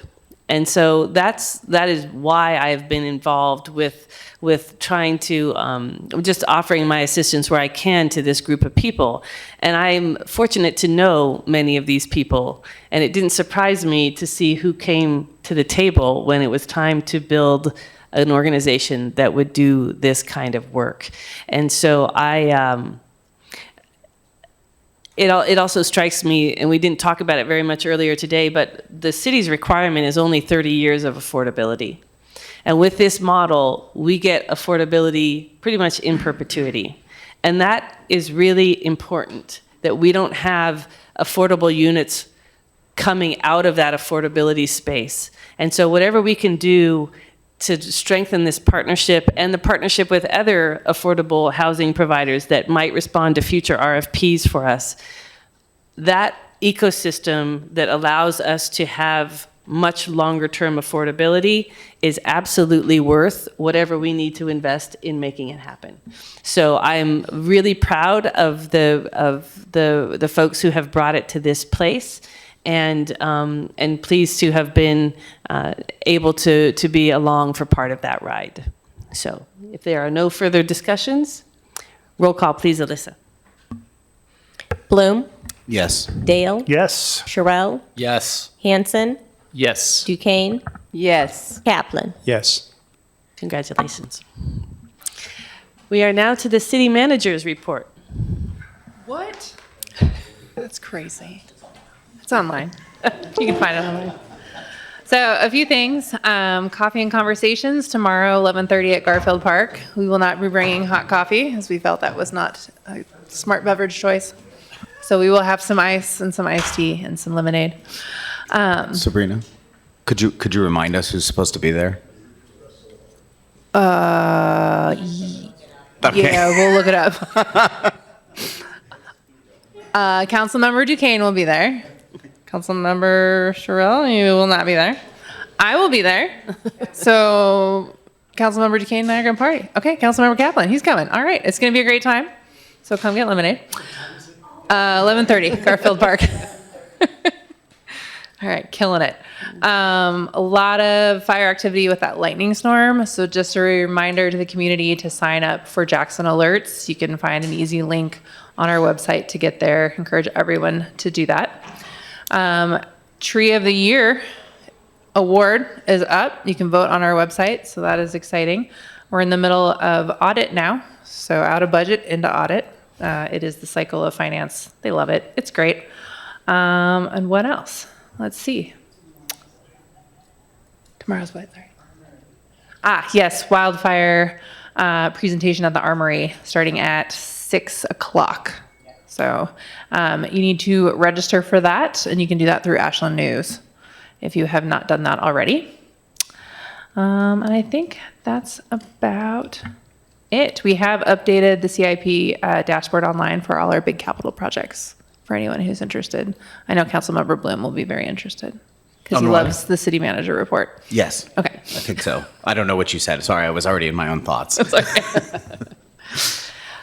All right, so other business from council members, report from council liaisons. Yes, Councilor Boone. I'll be quick because I know we're almost out of time, but it's an exciting one. So, Early Learning Committee met and decided to just award $100,000 this year. They're going to hold back $35,000. It was a really great discussion, back and forth, trying to figure out who some of these new programs are, but they're not new programs, but then there's some other good ones. It was a really healthy mix of affordability grants for young families, while also having some capital funds in there. And there's some exciting projects that are coming forward, kind of outside of what we're talking about, but because we talk about early learning, those came up, and so keep an eye out for that. I don't know if I'm allowed to say who got the awards or how much, if I can, I'm happy to share. They've been noticed, so I think it's... Okay, yeah, so $20,000 to Mountain Star, $30,000 to Avery Street, Montessori, and $50,000 to the Ashland Family YMCA. And I know that a couple of those are going to be using these funds to expand their programs. One is going to be using it to actually get the full licensure, which would then allow them to do so much more. So, I thank everybody for the support on this grant funding, because it is being used exactly how we all talked about, to help families, but to also expand access to programs, which is so desperately needed right now. Great. Any other updates? Anyone want to follow that one? I'll follow it. Councilor Duquesne's going to make a run at it. Yeah, I'll follow that. I just wanted to give a shout out from what we saw earlier from Public Arts Committee and their work. I mean, diligent work, a thought, and it happened within a month. The artist was here from Guanajuato. 2 hearts arrived, and I just thought that was just epic. I look forward to seeing where the second heart will be placed. I also want to give a shout out to Public Arts and Social Equity and Racial Justice, how they work together. Another just hurry up and get it done. These are some get it done people, and how they had a plan, they had a thought, and I give them their kudos for the plaque and for the design of the plaque from Micah Blacklight to getting the quote from the Hansberry Foundation and being able to get it in the ground in a month. So these committees, they get things done, and I'm very proud of them and excited for them. Councilor Hanson. Yeah, tough acts to follow, but I get to report on parks, which is pretty cool. Wednesday, July 9th, APRC had their meeting, and some highlights from that meeting. They implemented an irrigation control upgrade, which has saved the city $100,000 in water in the last 6 months. They are reporting that Pioneer Hall and Community Center won't be really ready to open until January. And they are grappling with their fees, and they're hung up on making accommodations for nonprofits and multiple users, like not multiple users, but reoccurring users, like a dance class or something like that. So that's the holdup on their end. They have a bunch of projects in design mode, but it's unfortunate that the East Main Street Park, upon further deep dive, is over budget with the road work, sidewalk work that has been specified. So they're looking into alternatives, alternative access through Abbott Road and some other things that they're working with planning. And you know, if we could find more money, we could go ahead with the first plan, is what I understand. But because of their financial situation, we're trying to do something different. So that's going to take more time, and potentially push it off until next summer. But they're also working through some housekeeping, like we saw here recently with their policies and ordinances revisions to the policy on policies. That's all I got from Parks. Thanks. Any other reports? All right. The floor is open for a motion to adjourn. So moved. All in favor? Aye. Aye. Meeting is adjourned.